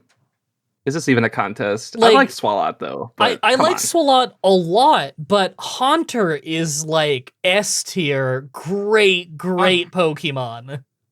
Haunter has a chance at winning this. I don't know if that... Oh god, that's what's going to happen, but we'll see. If this was a ghost list, I think Haunter would probably win it in my personal opinion. But because it's a Mhm. poison list, I could see it getting like semifinals. I could see it going really far, but I don't know. When it comes down to the very end, I don't know if I'd pick it over certain other things as a poison type. That's true. We have to look at it as a poison. Let's forget it's even a ghost because Okay. we're comparing poison Sure. types only. So poison Haunter against poison Swalot. It's still Haunter for me though. Yeah, no, it's still Haunter, and I really like Swalot, but no, it's easily Haunter. Ooh, Salandit and Coughing. Okay. All right, I want to hear your opinions first on this. I don't have a lot of connection to Salandit. Like, obviously, I grew up with Gen 1, Yeah. so I've seen a Coughing for the last 30 years or whatever. Sure. But Salandit, I do actually really like it, but Mm-hmm. I don't know if it's nostalgia talking. I really do like Coughing. I like its whole poison mine Yeah. gas ball kind of thing it has It's got a going lot of for it. personality on its face, although you could say the same about Salandit. Salandit's got a very defined personality just looking at it. Mm-hmm. I agree.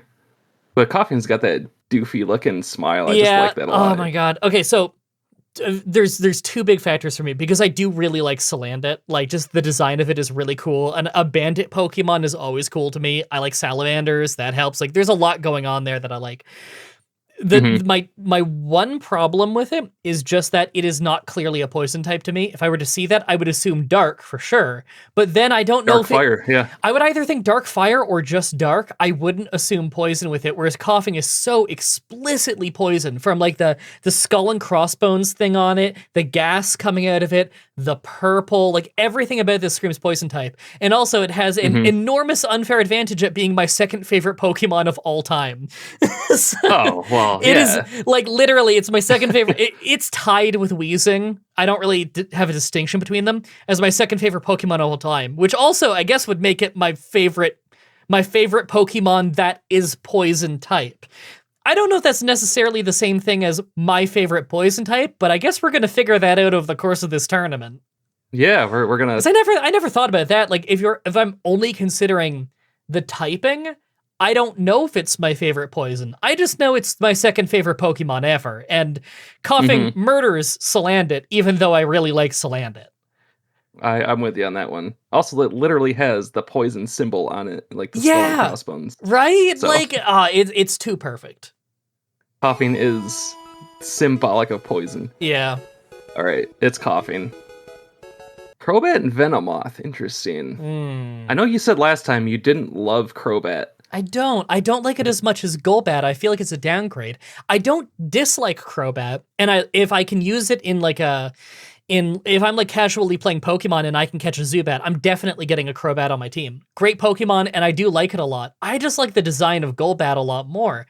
Venomoth I quite like, but I often don't end up using. Also, it doesn't feel very poison type to me. It doesn't, yeah. It's also... It feels psychic. Yeah, and it's what, just bug poison. Yeah. It's bug poison, but like its moves are like, it's got some spore type stuff, not literally the move spore, but it's got like poison powder and whatever, stun spore. So it's got some like typical Gen 1 grass moves. And then it also has like flying and psychic moves. It's got like Psybeam and confusion and stuff. Because Sabrina uses one.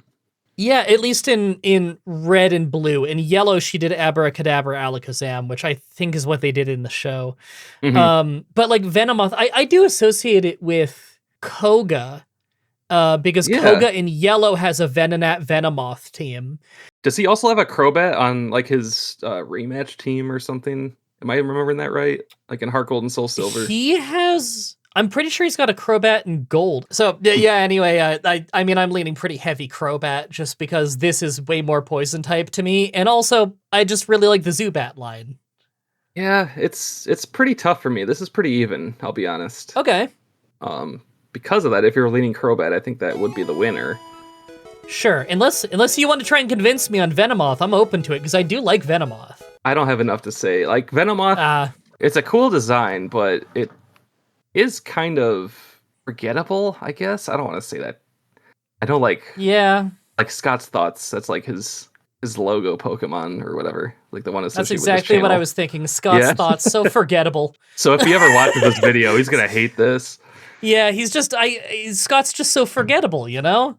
I can't help it. That's exactly what we're saying. Oh, man. Sorry, not sorry, Scott. Yep. Deal with it. I think we're gonna give it to Crobat. Yeah. Oh. Toxicroak and Spinarak. The one thing I'll say about Toxicroak, I really like fighting has become one of my favorite types. Okay. So the fact that it's got it's got the red claws as if it's like taped its finger like it's gonna get into a boxing match. I think that's really cool.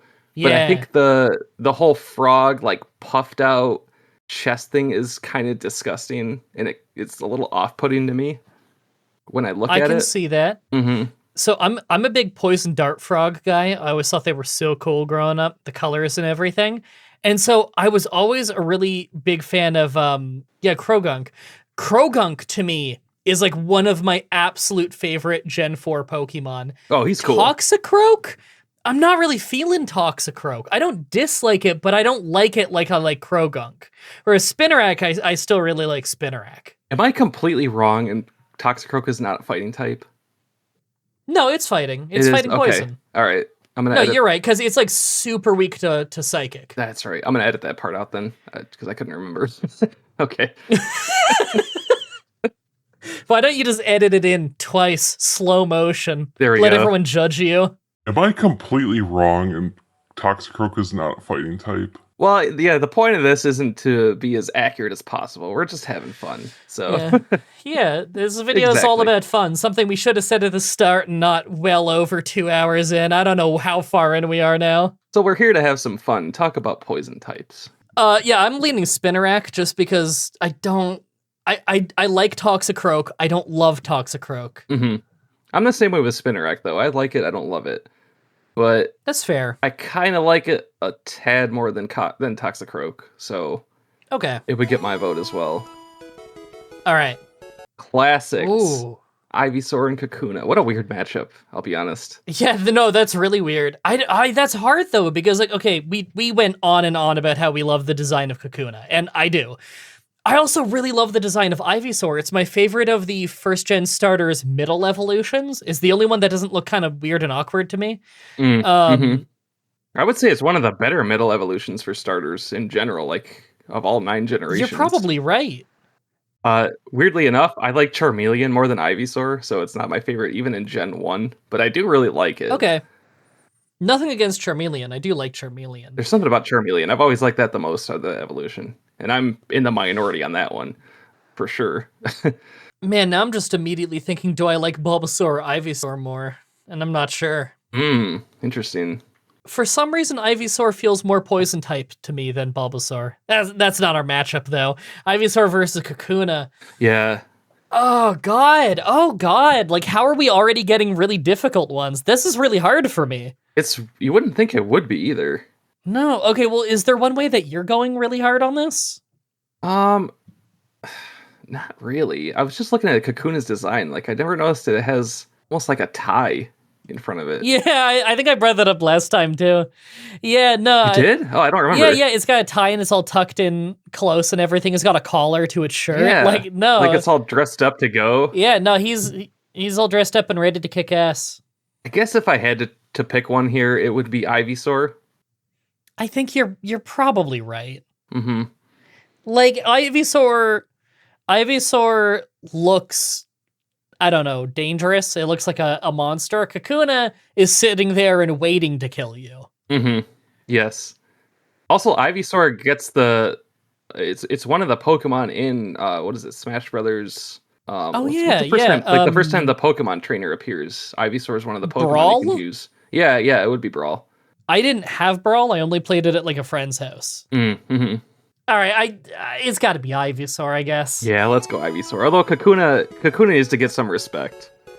Yeah, it made it far-ish. It won around. For just being like a stationary yellow cocoon, it's pretty good. It's pretty good, but yeah. Let's give it to Ivysaur here. Sneasler. Oh, here's our friend Venipede against Sneasler. Oh. You have more experience using a Venipede than I do, which is 0. And Sneasler is one of the ride Pokemon from Legends Arceus. So that's still so crazy to me. Yeah. So doesn't look like one. I kind of like Sneasler's little like red Wolverine claws that it has. I don't know. It's cool. Yeah, I like and it. the claws look like they're poisonous. Is that like purple sheen to it? Now, you say I have more experience with the Venipede. I used it once, but in fairness, that one playthrough with Venipede, oh man, Venipede got a lot of usage because I had to grind for 2 weeks. No, I think I'm leaning Sneasler on this one. Overall, it's a cooler Pokemon to me, and it does feel poison type because of the claws. I like Sneasler. Yeah, no, I think it's really cool. I don't dislike Venipede though, but I don't know. I have no connection to it. I don't dislike Venipede, but I don't like it as much as I like Sneasler. Okay, Sneasler. No. Oh no. Uh-oh. I like both a lot. But I know what you just said, that Weezing is one of your favorites of all time. For me, it's definitely a Weezing win, but Roserade is one of my favorite Gen 4 Pokemon, and it's like a guaranteed member of my team if I'm casually playing Gen 4. But then again, Weezing is a guaranteed member of my team any game that Weezing's in. Like, any game that Weezing's in, it's on my team. I don't care if it's not balanced for my team. And this might be our first way varying opinion, because I don't really like Weezing. I'm sorry to say. Wow, big Weezing hater. I like coughing way more than Weezing. I don't know, there's something about it. There's something about it. But it's not like I'm a huge Roserade fan. I really like Roserade. I think it's a pretty awesome design. If I were going to be playing Gen 4, I would easily consider using one. But yeah, I mean, it's a great Pokemon. It's not like a landslide win for me, is all I'm going to say. Is the thing that hurts Weezing for you the fact that it has living tumors? Yeah, that's part of it. Yeah, that'll do it. I get the whole, the concept of it. Like, it's a great idea to have. Yeah. It has become so, like, toxic and poisonous that it has started to grow other coughing. Like, that makes sense. But it's also kind of gross, I'll be honest. I don't know how we figure this one out then. Did we just flip a coin? The one thing I'll say about Roserade that is a little off-putting is its like weird light green mask that it has across its mouth. Like, what is that exactly? I think it doesn't have a mask on its mouth. I think it's that it has a mask over its eyes, and the mouth is what's under the mask. Interesting. And it's supposed to be like I don't know if it's supposed to be like a Japanese hero. Like, I'm thinking like Tuxedo Mask, you know? Like, I can see that. They're dressed up. Okay. They have the roses on the hands. They have the like nice hair. They have the mask over the eyes specifically. Kind of has like a cape thing going on. Yeah. It's very Tuxedo Mask to me. Yeah, no, I can see it. It's kind of cool that the roses like could either be like a decoration or if it's using them as a weapon. Like, you don't know if it's intimidating or just kind of standing there. I think in the show it might like shoot needles or something out of the roses, but I wouldn't know. I'm not qualified to say. Same here. Yeah, because I only watched season 1 of the show because that's what was on when I was a kid. So for me, I would lean toward Roserade, but I feel like because Weezing is one of your absolute top favorites, like, your love for Weezing would overshadow my slight preference to Roserade. Okay, that's fair. And I think that's fair because my guy wins. I think, yeah. I think it should be Weezing in that regard. We're not trying to, we're going to have to come to a consensus at some point. So, yeah. A matchup like this, it's got to come down to if there's one that feels really strongly about one over the other. I mean, if you're looking for an edge case, I would say Weezing is more obviously poisony than Roserade. That is very true. Roserade could be just a regular grass type, but at the same time, I don't think it's unfair to say that Roserade does look poison type. It's roses. Mm-hmm. But Weezing definitely more poison. As we said, it has the Skull and Crossbones logo on it. Yeah, like coughing does. it's got like toxic gas coming out of it. It's so hard to not associate that with poison. I do kind of like the littler coughing, I guess, doesn't quite have the crossbones yet. It just has the skull. Like, that's kind of funny. It's like it's still growing. Like it might like break off one day, be its own coughing. Uh-huh. Which I don't know if that's how they reproduce. I have no idea. I mean, either than eggs, duh. Well, yeah. Oh, yeah, this thing would grow out of an egg as a coughing, which is weird. Yeah, that's so weird, but like, I get it. That's just a game mechanic thing. It's less literal. We'll give it to Weezing, which is actually a huge upset, because look at these rankings. 13 Roserade against 52 Weezing. Weezing was pretty low. I was surprised. Do you remember what rating coughing had? 40. 40. It's not all that high, Yeah. but much higher than wheezing. Okay, I can understand people liking coughing more than wheezing, though. I think that does make sense. I really like coughing and I don't like wheezing. So yeah, that's just me. All right. We got Warpig versus Child. Okay. Um, I like Warpig because it sounds like it could be like associated with Guar. mhm. But Yeah. Child has, I don't know, I'm an underdog guy, and Child is definitely an underdog. Child's expression on it, yeah, you wouldn't necessarily consider it a poison type just by looking at it, but Yeah, no, that is a problem. Like, whereas pigs, like, okay, pigs live in their own filth. That's pretty poisonous to me. that's true. Oh man, this is tough. It doesn't help that Child is just a terrible Pokemon with terrible stats. Yeah, that's true. So, like, no one uses it. It may as well be, well, Weedle's cool. I was going to compare it to Weedle. That's not fair. I like Weedle. I don't know. I feel like Warpig has sinister intent, and Child is just a hapless victim. I don't know. I feel like I'm leaning Warpig. Let's give it to Warpig on this one. Yeah. Okay. Classic. Oh. Vileplume and no. Grimer. This is probably the toughest one so far. Yeah, it might actually be. These are like two of my favorite Gen 1 Pokemon. These are cool. I really, really like Grimer. If coughing is not completely emblematic of what poison is, then it would be Grimer. Grimer is For sure. literally a pile of poison sludge. Yeah, But- like it's what does the Pokédex say about it? It says that like it's literally made from like the human waste runoff of sewers. Yeah. It is the pollution Pokemon is Grimer, where it's like a zombie made out of sludge. That's amazing.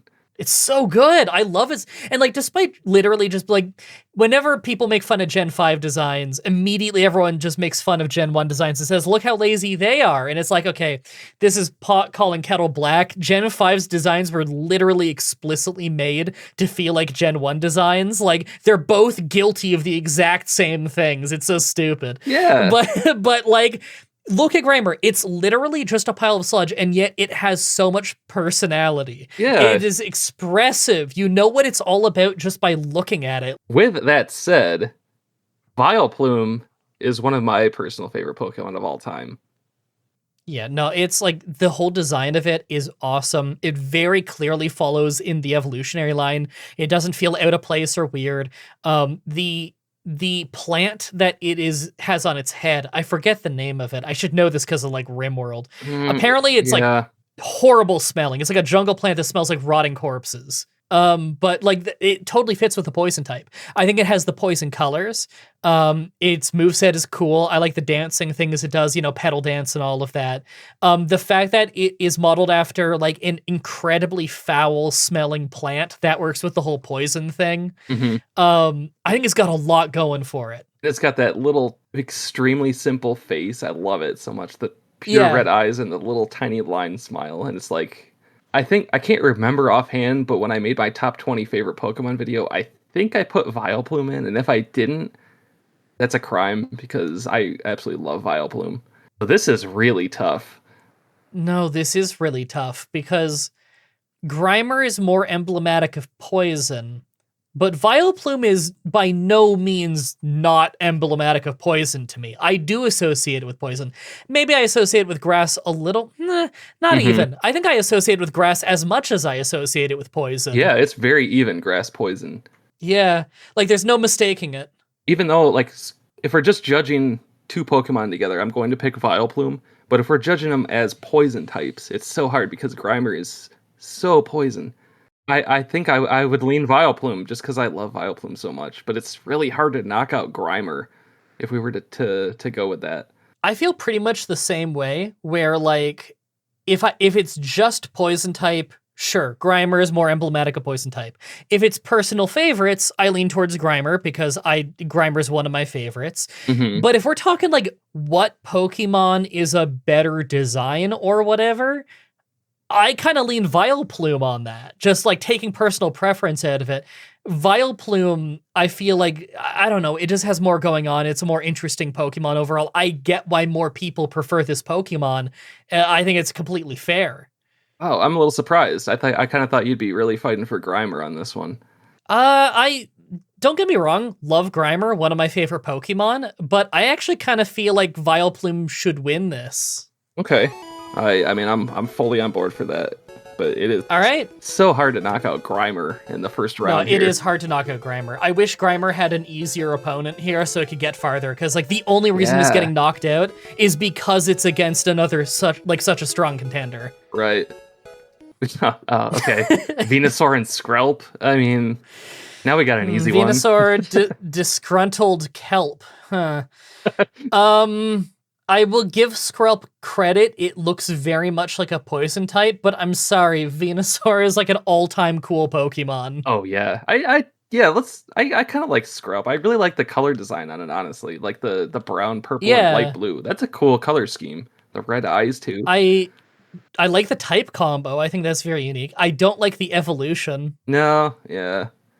I mean, this is clearly Venusaur, but we're just yeah, it's like such a slam dunk Venusaur. I'm just trying to give Skrelp a little credit because I don't dislike Skrelp. Same, yeah. So, you know, but like, come on, Venusaur. There's a reason there's a big 5 next to it. Exactly. All right, Venusaur's easy on this one. Nidorino and Drapion, two very purple Pokemon. I was gonna say. Yeah. I mean, for me, this is really easy, and it's not because I don't like Drapion, either than the fact that it is very, very clearly a Super Mario RPG villain and not a Pokemon. I think this is in Mario RPG. I know, right? Like, surely that thing was created by the Smithy, right? Yeah. Now that you say that, because that is my favorite game of all time, is Mario RPG. Is it? Yeah. Oh, that game is super fun. I haven't played that in ages. But I gotta go Nidorino. I mean, Nidorino is one of the most Gen 1 poison types ever, and then Drapion is from Super Mario RPG, which is not a diss.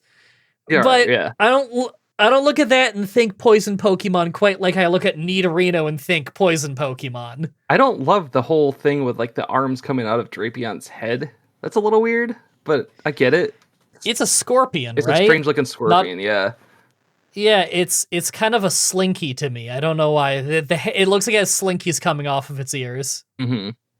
And I really don't want to turn this into, like, oh, Gen 1 is always going to win over the modern designs, because there are a lot of that we really do like, but it's just how I think we've proved that we like other gens. Yeah, you're right. It's just that's how it's turned out for a lot of these. I mean, we got, what, Venusaur versus Skrelp? I mean, come on. Who's going to pick Skrelp? Yeah. Like, okay, I beat Pokemon 52 times a year, and I play Gens 1 through 6 every single week. I see all of these Pokemon from Gens 1 to 6 at least a million times a day. Mm-hmm. I think Pokemon looks great across all 6 of those generations. And of the ones from the generations beyond that I know of, there's loads of designs I like. Oh, yeah, for sure. All right, Nidorino here. Oh, man. Beedrill and Galarian Weezing. Oh, that's... We had a lot of praise to say about Galarian Weezing last time. If I don't love the standard Weezing, I really like Galarian Weezing. Yeah, I just so badly wish that it wasn't green, it was white. I think it would look a million times better. Mm-hmm. But Beedrill. It's Beedrill for me. It's Beedrill. No, it's Beedrill. Like, no, Beedrill's an all-timer. And, like, that's hard, because, again, this is another one of those ones where I think Galarian Weezing would win me over most of the time, because it's, like, Victorian-era stereotype of, like, when you open the magazines and you see the 1800s, like, comic books of, like, the fat cat aristocrat business owner with all of his factories. That's exactly what Galarian Weezing is. It's awesome. It's a great design. I love the concept. It's so fun, and it fits with England so well. Mm-hmm. When I think of cool regional Pokemon, Galarian Weezing is one of the first ones I think of, but I think Beedrill is still like an all-timer great poison type Pokemon. I might even like Beedrill a little more than Vileplume, but we'll see. We'll see if we get to that, if that becomes a matchup. But Beedrill is amazing. It's such a scary, terrifying bug. It's big. Imagine encountering one of these in real life. Just oh my god, and like it can outrun you or outfly you, I guess. Like I just it is awful. And like now in Gen 1, not a very good Pokemon. But I don't care. I love Beedrill. I could see Beedrill making it all the way to like right near the end. I don't know if it'll win. I think it could though. It'll get interesting at the end, for sure. Yeah. Okay, Beedrill. Iron Moth and Trubbish. Well, I mean, for me, this is a slam dunk. How the hell is there a 21 before Iron Moth? I was a little surprised by that too. Okay, Iron Moth design is probably one of the better of those like futuristic paradox ones. I really like the color scheme on it. I like the orange color on its whatever you call that, the wings. I don't know what that is. The dead eyes are kind of cool. The dead eyes, but I'm fully with you. And you don't even need to say it. It's Trubbish for this one, right? Trubbish is like a top tier Gen 5 Pokemon. I adore Trubbish. I love playing with Trubbish. Its ability is great. It is one of the most Gen 1 looking Pokemons Gen 5 ever pulled off. Look at the eyes. Yeah, I'd agree with that.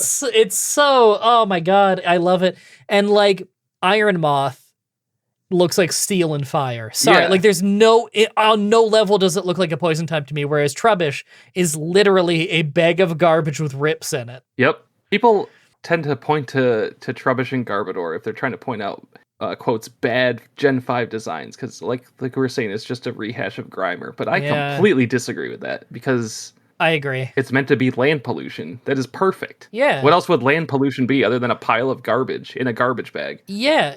It's a sentient pile of garbage, which is the exact same concept behind Grimer. This is Gen 5 Grimer. It's great. And that's what it should be. I think it's awesome. Yeah, that's what they were going for. And the evolution, it's a bigger bag of garbage, just like how the evolution of Grimer is a bunch of Grimers from together. Now it's a bigger pile of sludge. Yeah, exactly. It's easily Trubbish for me. For sure. Oh, come on. Oh, no, do we even need to acknowledge this? It's Let's Bulbasaur. Just move on. Bulbasaur. Yeah, Bulbasaur or the Paper Mario thing? No, it's Bulbasaur. We'll talk about Bulbasaur more in the next round.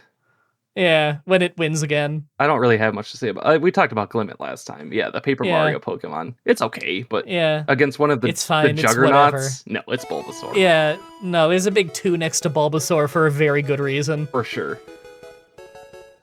Yeah, okay, this is an interesting one. Bellsprout versus Victory Bell. I know mine. Yeah, I think I know mine too. As much as I love Bellsprout, Victory Bell's definitely the poison winner here. I have since grown to absolutely love Victory Bell over the last couple years, and I don't know why. It was always a landslide. Like if I'm comparing, Vileplume to Victory Bell, like because they're very similar, same types and all that. It was always Vileplume for me. But there's something about Victory Bell. I don't know. I really, really like it now. As opposed to Bellsprout, like if we're comparing Oddish to Bellsprout, it's for sure Oddish for me. Like that's no contest there. Okay. But Bellsprout's still a classic little tiny stick root thing. I do like it. Yeah, like it's cool. It's cool. But I actually like the Bellsprout line entirely more than the Oddish line, despite being a fan of the Oddish line. But like for me, it's definitely Victory Bell in this matchup. Victory Bell, I love in general. I think I actually like Weepin' Bell the most design-wise of the 3 Pokemon, but if we're talking like Poison type especially, Victory Bell for sure looks the most Poison typey to me here. Yeah, okay. No, interesting that you like Weepin' Bell the most. I don't know why. I couldn't put my finger on why. Victory Bell looks, like we're talking about with Beedrill, it looks absolutely terrifying. It is going to literally dissolve you. Yeah, it's so scary. It's even got fangs, too. Oh, yeah. I love it. I love Victory Bell now. The creepy little eyes hiding under the lips. I don't know. There's something sinister about that. Alongside Pinsir, I think it's probably the scariest looking Gen 1 Pokemon. All right, with Victory Bell here. Oh, here we go. Well, look at that. Oh, okay. Low-key Toxtricity against Weepin' Bell.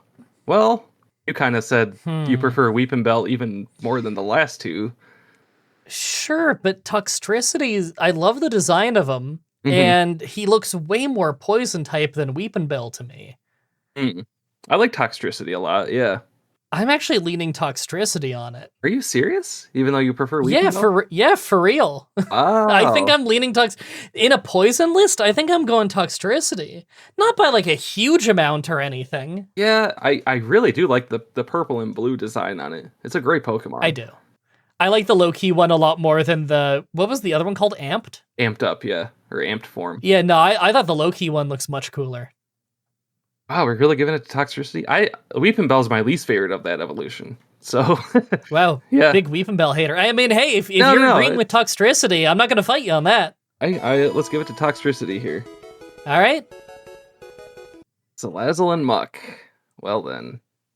Well, Salazzle doesn't really look poison type to me again. I'm guessing this is the evolution of the Salandit. oh, have you not seen Salazzle? Yeah, it's the lady Salazzle. It can only evolve if it's a female. It's one of those. Oh. Which is why it's got that. And if you ever see it, its animation, it like kind of creepily like rubs its chest a little bit. It's a little weird. Oh. Yeah. Okay. So.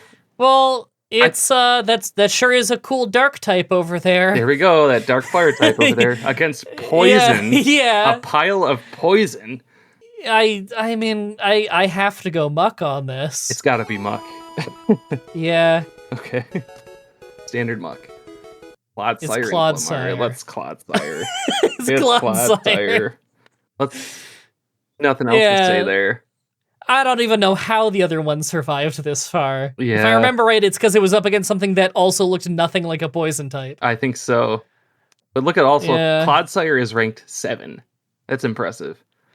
That's higher than I would have guessed. Mm-hmm. Man, why couldn't have we had Glomora versus like, I don't know, one of the ones that was really hard earlier to decide? Why couldn't we have it versus like Grimer so Grimer could get farther? Yeah, exactly. All right, Clodsire. Oh, no, that's not easy. Those are like 2 really great poison types. Krogunk and Golbat. Let's think about this here. As I was saying with Toxicroak, like I like the taped finger, like it is ready to go to battle. Yeah. That's a cool idea. It is. And it's got like the body tape around the torso, like it's in training. Yeah, that's true. Yeah, and Poison Dart Frog, big winner for me because I love Poison Dart Frogs. But like Golbat, and I immediately start thinking of like Golbat in Pokemon Stadium dancing around and being all crazy looking. Mm-hmm. When it like hugs itself with its wings. Yeah, and it's got kind of like a slinky thing going on. Do you remember like I think it was the red and blue sprite for Golbat is like all giant mouth agape and like folding over to the side. Like it's really creepy. Oh, it's one of the weirdest designs for like the original sprite, yeah. I just noticed it's got no tongue in this picture. Oh yeah, that's true. It's all about the tongue in the original sprite. Yeah, it's always got this big tongue hanging out and flopping all over. And I felt like that kind of added to it, you know? I think this is tough. It is. It's really tough. I'm like so 50-50 on this. These are 2 of my favorite poison types. And they're both so clearly visually poison as well. Mm-hmm. Yeah, a poison dart frog. Like it has poison in its name. Yeah. A vampire bat. And you look at the bat's color scheme and everything, and it's just... You couldn't mistake it for anything but flying poison. Oh, man. Are you leaning one way? I'm really not. I don't know. I'm like 50-50 too. I don't know how to pick this. I keep looking back and forth with them. I don't want either one to get knocked out. This is the problem. All right. I'm like 51% Krogunk, 49% Golbat. Okay. I'm not going to fight you on that. I'm fine with that. I don't know why. I mean, I guess it's something about Crobat's like little legs. I don't know. I'm just looking at them. I kind of think Krogunk is the better design of the 2, but not like clearly not by much. Golbat is great. It's hard. It is a little apples to oranges too, but you know we're comparing different Pokemon from a decade apart and whatever. True. I kind of think we give it to Krogunk on this one, which is a little surprising. I didn't think Golbat would lose to this one. I thought that Golbat would make it farther, but again, we keep having these weird ones where like a really strong one is pitted against another really strong one, and someone's got to lose. Mm-hmm. So yeah, Krogunk. All right, we'll give it to Krogunk. Oh, Galarian Slowbro, not Hisuian Slowbro. Galarian Slowbro against Dustox. Hisuian Slowbro, you say? That never happened. Don't get me wrong, I really like Dustox. It looks evil, and definitely poison, but just Galarian Slowbro is such a good design, it's unreal. I love that he looks so concerned about how he's been poisoned. Like he's just starting to figure out, hey, wait a minute. I have this thing on my arm. It's almost I just now realized this because I'm playing the new Metroid Prime 4. He's kind of like Samus. Like he's got almost like the gun, yeah. the gun for the arm. I'm sorry for your loss, by the way. Well, it's okay. Yeah, I won't get into it too much. But anyway, of these two, I don't know. I kind of like Dustox a little more. Are you leaning towards Really? Galarian Slowbro? Okay, like I'm kind of leaning Galarian Slowbro, but at the same time, I do feel like Dustox is a really good poison type in terms of like the design and everything. I like it way more than Beautyfly. Beautyfly is so generic to me. Dustox has so much more personality. I agree with that for sure. No, I'm actually totally fine with Dustox winning this. Okay, we'll give it to Dustox then. Not by much. Sweet. Like Galarian Slowbro's a cool design. Yeah. Nidoran Male and Skorupi. I mean, it's nothing against Skorupi, but I'm leaning Nidoran Male immediately on this. Yeah, for sure. Me too. I don't even think it's that close. Although I do really like that there is a Poison Scorpion. I think there absolutely should be a Poison Scorpion type Pokemon that exists. Yeah, absolutely. And I like his design more than Drapion. Yeah, I do too. But Nidoran Male is just, I don't know, it's one of the first poison types you can ever encounter if you don't take Bulbasaur. It is. Yeah, if you don't take Bulbasaur. No, it's like such an iconic poison type to me. Yeah, alright, Nidoran. Number 3 ranked Paldean Wooper against Skuntank. Oh yeah. Whoa, like don't get me wrong, I'm a Wooper lover and I'm a Paldean Wooper lover. Number 3, I'm really surprised that it got that high up. Okay, I do have to clarify, when I looked at the ranking, it did not have the regional forms compared to the regular forms. So this is taking into account that standard Wooper is extremely high on the list, which was also a little surprising because I actually like Paldean Wooper more than the standard Wooper. I wouldn't have guessed Wooper would be so high up on the list in general. However, I'm a huge Wooper lover, so like you're not going to hear a complaint from me. I like Skuntank a lot, actually. Like the design I think is kind of cool, but Wooper all the way. It's the same for me, yeah. The crossbones on Wooper is so perfect. Yeah. I love it. It's great. All right, Paldean Wooper. Amoonguss and Nidoran Female. Well, I feel like last time we just barely gave Amoonguss the win. Does that sound familiar? I think that's true. And at the time I was recording the Fungus run, which went very well for such an unbelievably weak Pokemon. It's got good weapon combo. It's got a good move combo. The Lesser Paris. Yes. It's basically Paris, but a different type combo. With slightly different moves. It has growth. That was good. Amoonguss is basically Parasect meets Electrode, I guess you can say. Yeah, I think that's a fair comparison. So that's kind of hard for me to go against it, but at the same time, it's no Parasect. Come on. Yeah, it's no Parasect. Nidoran Female, I do like. I don't like it quite as much as Nidoran Male, but same. At the same time, like I would put Nidoran Male and Female more on par with each other than I would do like Nidorino and Nidorina. I think Nidorino is a lot better than Nidorina. Yeah, I can see that. Whereas like the Nidorans, I consider them fairly equal. I guess Nidoran Female is a little bit more like chipmunky looking, whereas Nidoran Male is more like a rabbit. Maybe you have a preference between rabbits and chipmunks. I had a pet squirrel growing up. That was pretty cool. What? Wow. Yeah, his name was Searle. Oh, wow. Yeah, I'll tell you about him sometime. It was a crazy story. Is that making you partial to Nidoran Female on this matchup? I don't think that's why I'm partial. I'm partial to Nidoran Female over Amoonguss in general, but I could be swayed either way on this. I don't have a strong preference here. I kind of do like that Amoonguss has these little Pokeball mushroom shields.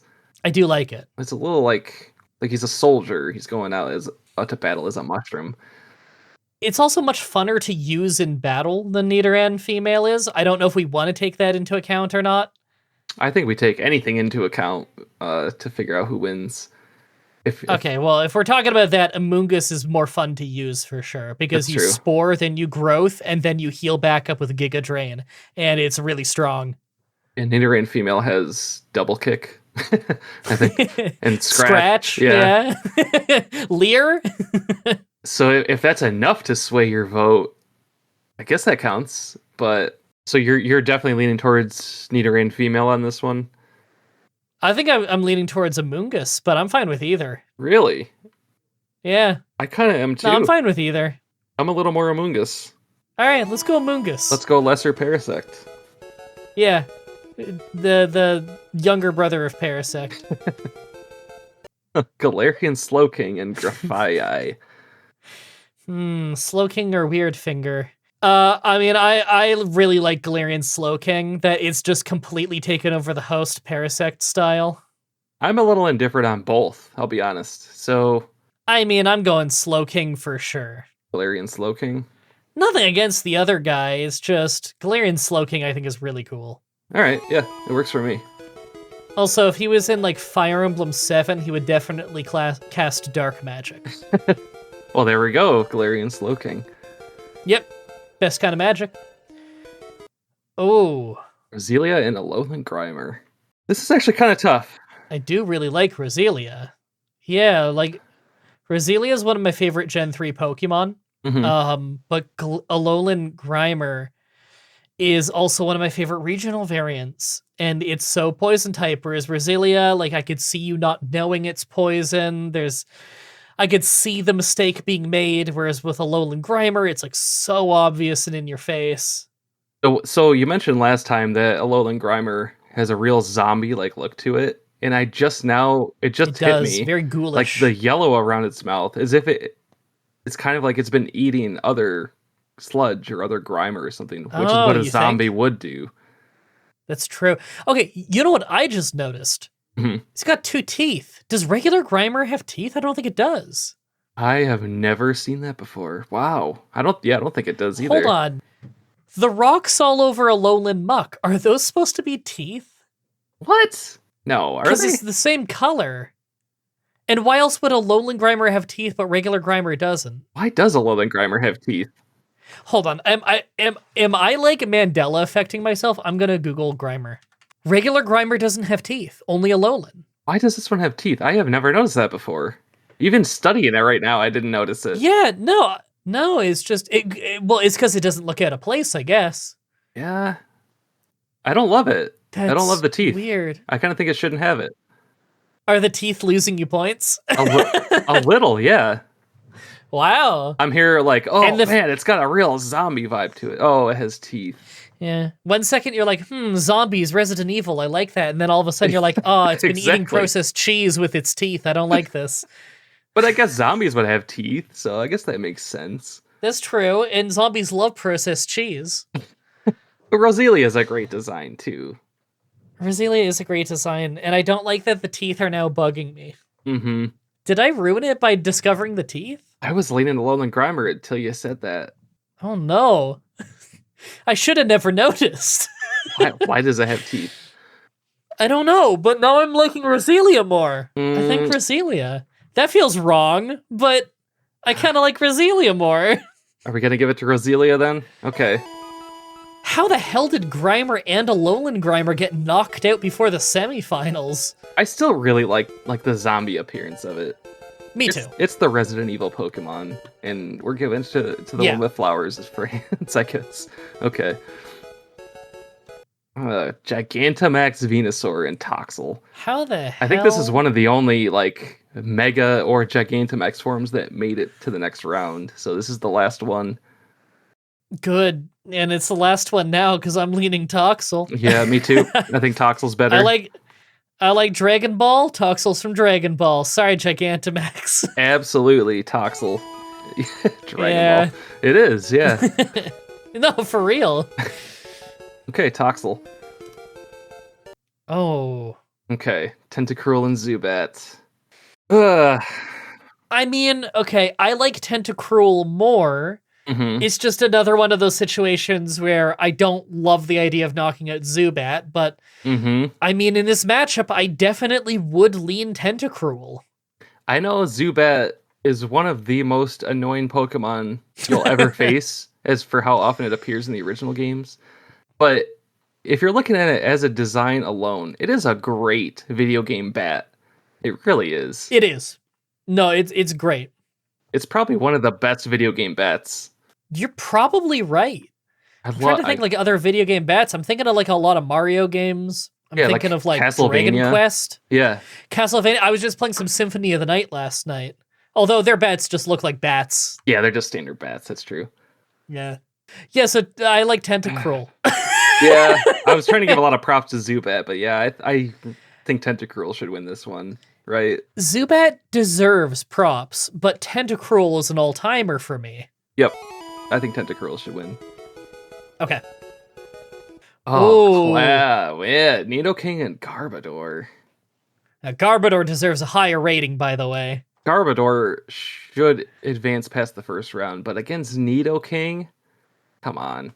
That's hard. Like, Nidoking, again. Okay, Nidoking, I feel like, is one of the most Pokemon that have ever existed. Oh, yeah. When you think, like, Gen 1 concept of what a Pokemon looks like, you think Nidoking.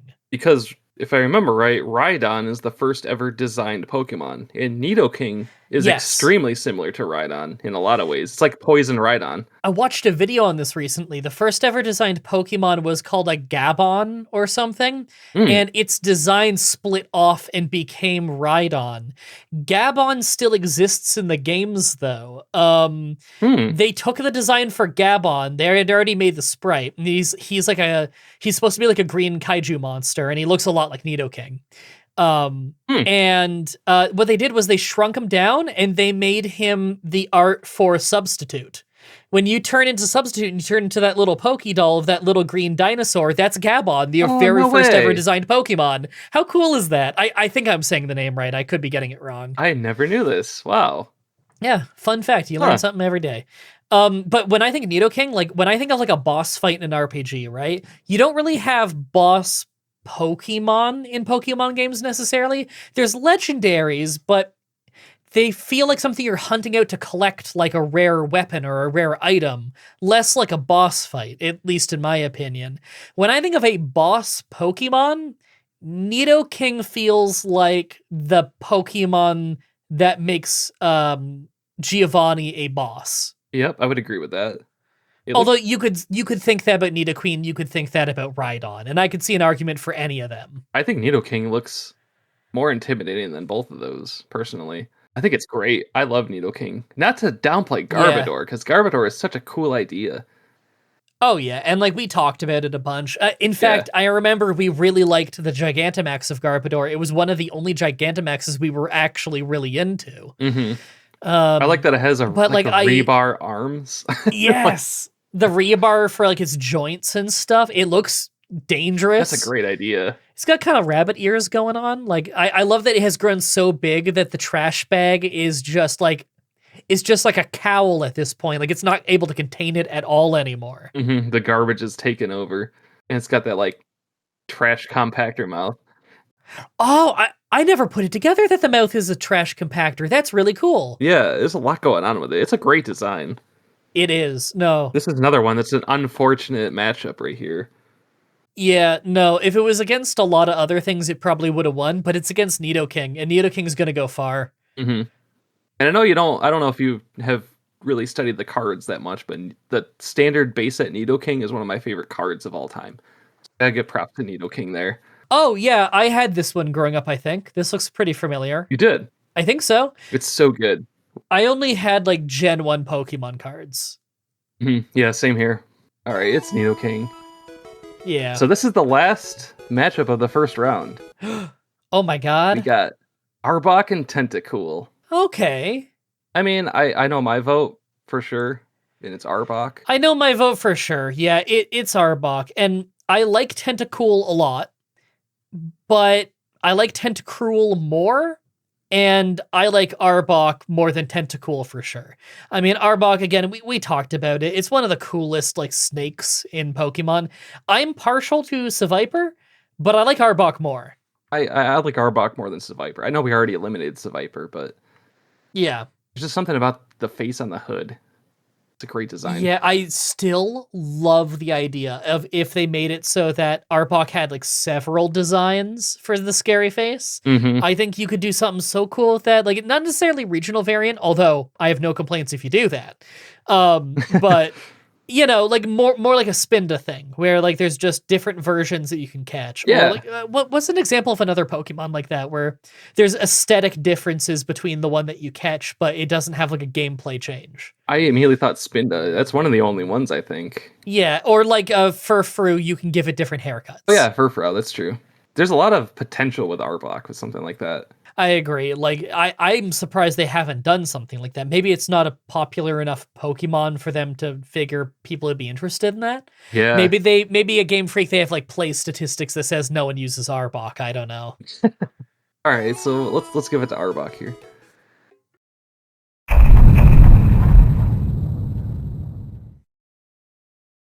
So Gengar versus Toxapex. Yeah, well, let's get to the Sweet 16 round. Yeah, we're starting out with another top seed Gengar versus Toxapex. So this is quarterfinals? This is, yeah, I guess you can call it that. Whoa. You know, just looking at Toxapex right now, though, I will say I never noticed the igloo design that it has, which is, yeah, it's something. It's kind of cool. I mean, look, we can come up with an entire list of every single reason of every little thing that like why Toxapex should win and everything good about it. But I think that there's still a 0% chance it beats Gengar. Yeah, we're going up against a juggernaut here. Yeah. Even though I know last time we were trying to give some props to the ones that feel more poisonous. That's true. And Toxapex does have more poisonous look to it than Gengar does. It does. It has like the needles. It has the purple. It has like the pink on the inside of on the tips of the needles on the inside, so it looks even more poisonous. Like that's where the poison comes out. Whereas Gengar is just purple. Unfortunately, Gengar is also Gengar, which is a pretty big buff. Yeah, like you said, we can give as many reasons as we want, but we know Gengar's going to win this one. Yeah, and I mean, if this was a ghost list, Gengar would probably be the winner in the end. But it's a toxic list, so Gengar is probably going to make it like semifinals, and who knows what it goes up against. Yeah, we don't know what's going to happen as of right now, but we do know it's going semifinals because it wins this. It's going to beat Toxapex. Yeah. Props to Toxapex, but yeah, it's Gengar. Yeah.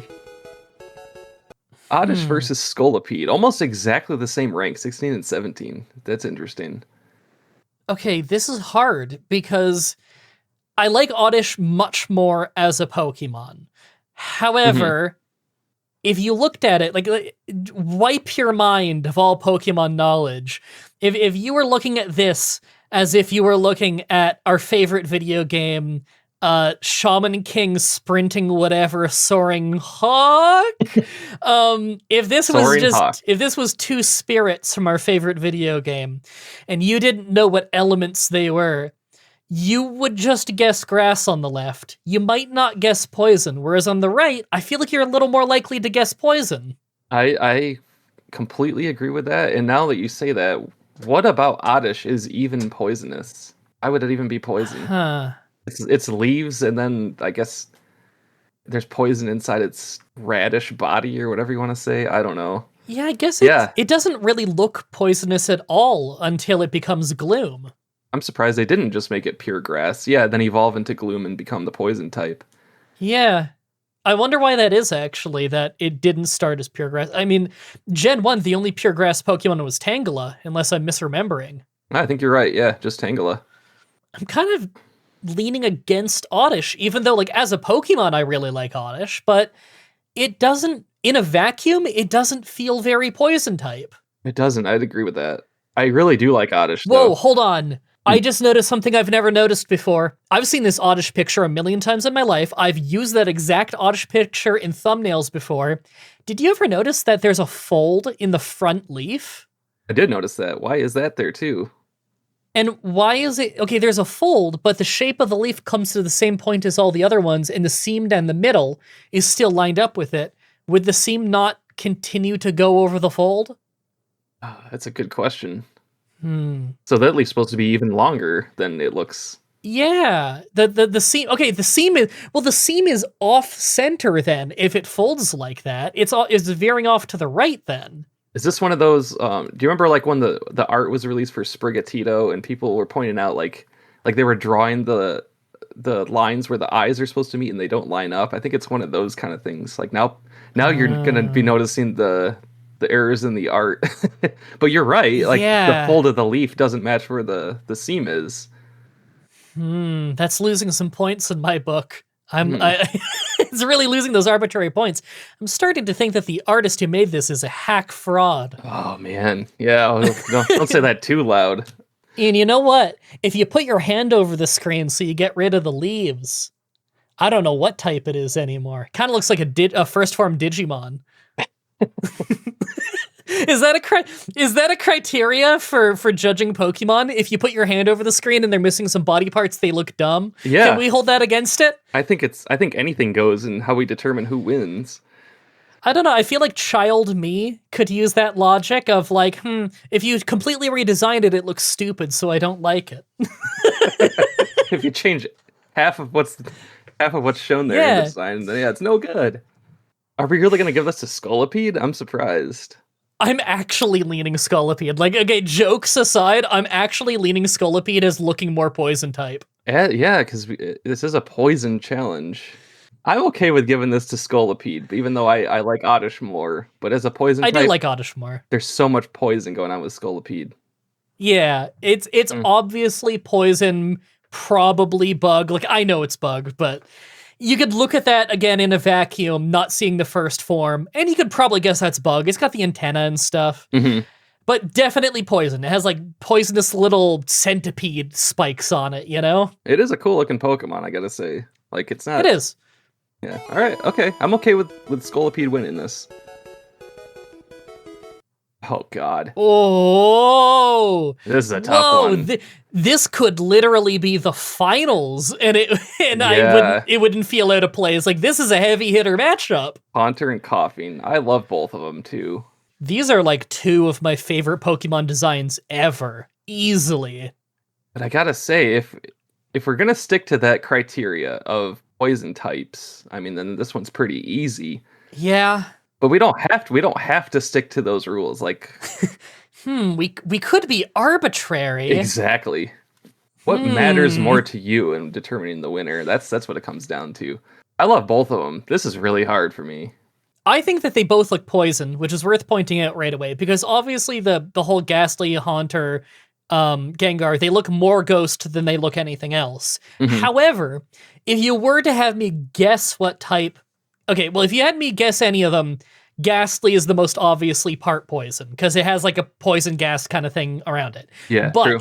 Haunter still looks poison to me. Maybe it's the fangs, maybe it's the purple. It's probably a bit of both. It does look like a poison type to me, just it's more obviously ghost, especially the name, the dead giveaway, and the ghostly floating hands. But Mhm. Coughing, my second favorite Pokemon ever. It's my favorite poison type ever. And it is, I mean, it's probably the most poison looking Pokemon, maybe on par with something like Grimer. Yeah, you would never look at this and not guess poison if you knew all the types. Yeah, I feel like Coughing is like the most pure poison you can find. The skull and crossbones, like everything about it, the literal poison gas coming out of it. But if you turn it upside down, then the eyes look kind of weird, and that makes it a bad Pokemon. Oh, now you're gonna be doing this with Coughing. Find the flaws. You know, if you just put your hand over Haunter, so it's just floating hands, then it's not a very good design. It's really stupid, actually. We are probably over 3 hours into this video and have become delirious. This is like when you're having a sleepover at your buddy's house, and it's now 3 a.m. and you're at that level of tired where everything has become funny. Mm-hmm. True. Yeah. I mean, I gotta go Coughing. I'm open to arguments on Haunter, but I'm leaning Coughing. I love Haunter a lot, but I also really do like Coughing. So it's not like if you're leaning one way or the other, I'm okay with going in that direction. Yeah. I was about to say if this was a ghost list, Haunter would win, but if this was a ghost list, there wouldn't be Coughing. Yeah, true. We wouldn't even be comparing them. Yeah. That's the trouble Yeah. with poison, because it's a secondary type for so many Pokemon, especially early on. It is. Like it's kind of a support thing more Mhm. than it is a pure thing. There aren't a ton of pure poison types outside of like there's a handful in Gen 1, I guess. Yeah, one right here. Yeah. I mean, I gotta go coughing. I absolutely adore coughing, and it's so synonymous with poison type. It sucks knocking Haunter out, but I think that's the right thing to do, is coughing. Oh, here we go. 9 Crobat against 41 Spinnerack. Oh, I actually really like both of these too. It's tougher than it looks, but It is. They're both obviously poison. That's an important criteria. that we've determined.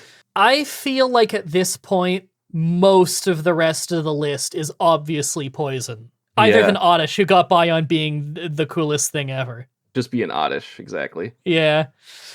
Man, I could go either way on this. Well, to be honest, I think Crobat would be my vote on this one. I think it's my vote too. Nothing against Spinnerack. I think Spinnerack's time is up. Yeah. Yeah, he made it far, and he probably deserved to make it far, but I don't think he's making it farther than this. I'm just thinking, like, the first time I ever played Gold and Silver, and even subsequent playthroughs, I never really cared about Spinnerack that much, but, like, Crobat would be exciting to get. Like, you leveled up your Golbat with Friendship. Yeah, and that was a new mechanic. Yeah, and it's really good in the game, too. Crobat's amazing. Oh, it's fantastic Pokemon.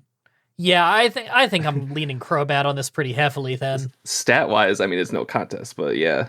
Yeah, no, Spinnerack is terrible in Gen 2. Oh, like yeah. it's a niche support Pokemon at most. I got some decent use out of it in some gimmick runs, but like if I was tasked with picking my own really balanced good team, Spinnerack would not be on there in Gen 2. Or Ariados. No, yeah, you stay clear Yeah, of those. it's just it doesn't cut the mustard. Real good against a poison or against a fighting type though. That's its thing is it's really hard to kill with fighting moves. But so would Crobat. You know what? Yeah, and Crobat would do a much better job at doing the damage in the True. fight. So yeah. All right, we'll give it to Crobat. Ivysaur and Sneasler. I mean, I like Sneasler. Obviously, I'm biased towards Ivysaur. Me too. And we got like one of the very number 2 in the Pokedex versus one of the most recent entries Yeah, who exist. It's a weird matchup. it is. I love the difference in the art design, where like you can see that like Sneasler is still inspired by early Pokemon designs to some degree, but it still has like more modern anime tropes in the eyes and how it expresses itself in comparison to something like Ivysaur that was first drawn in probably 95 or 96.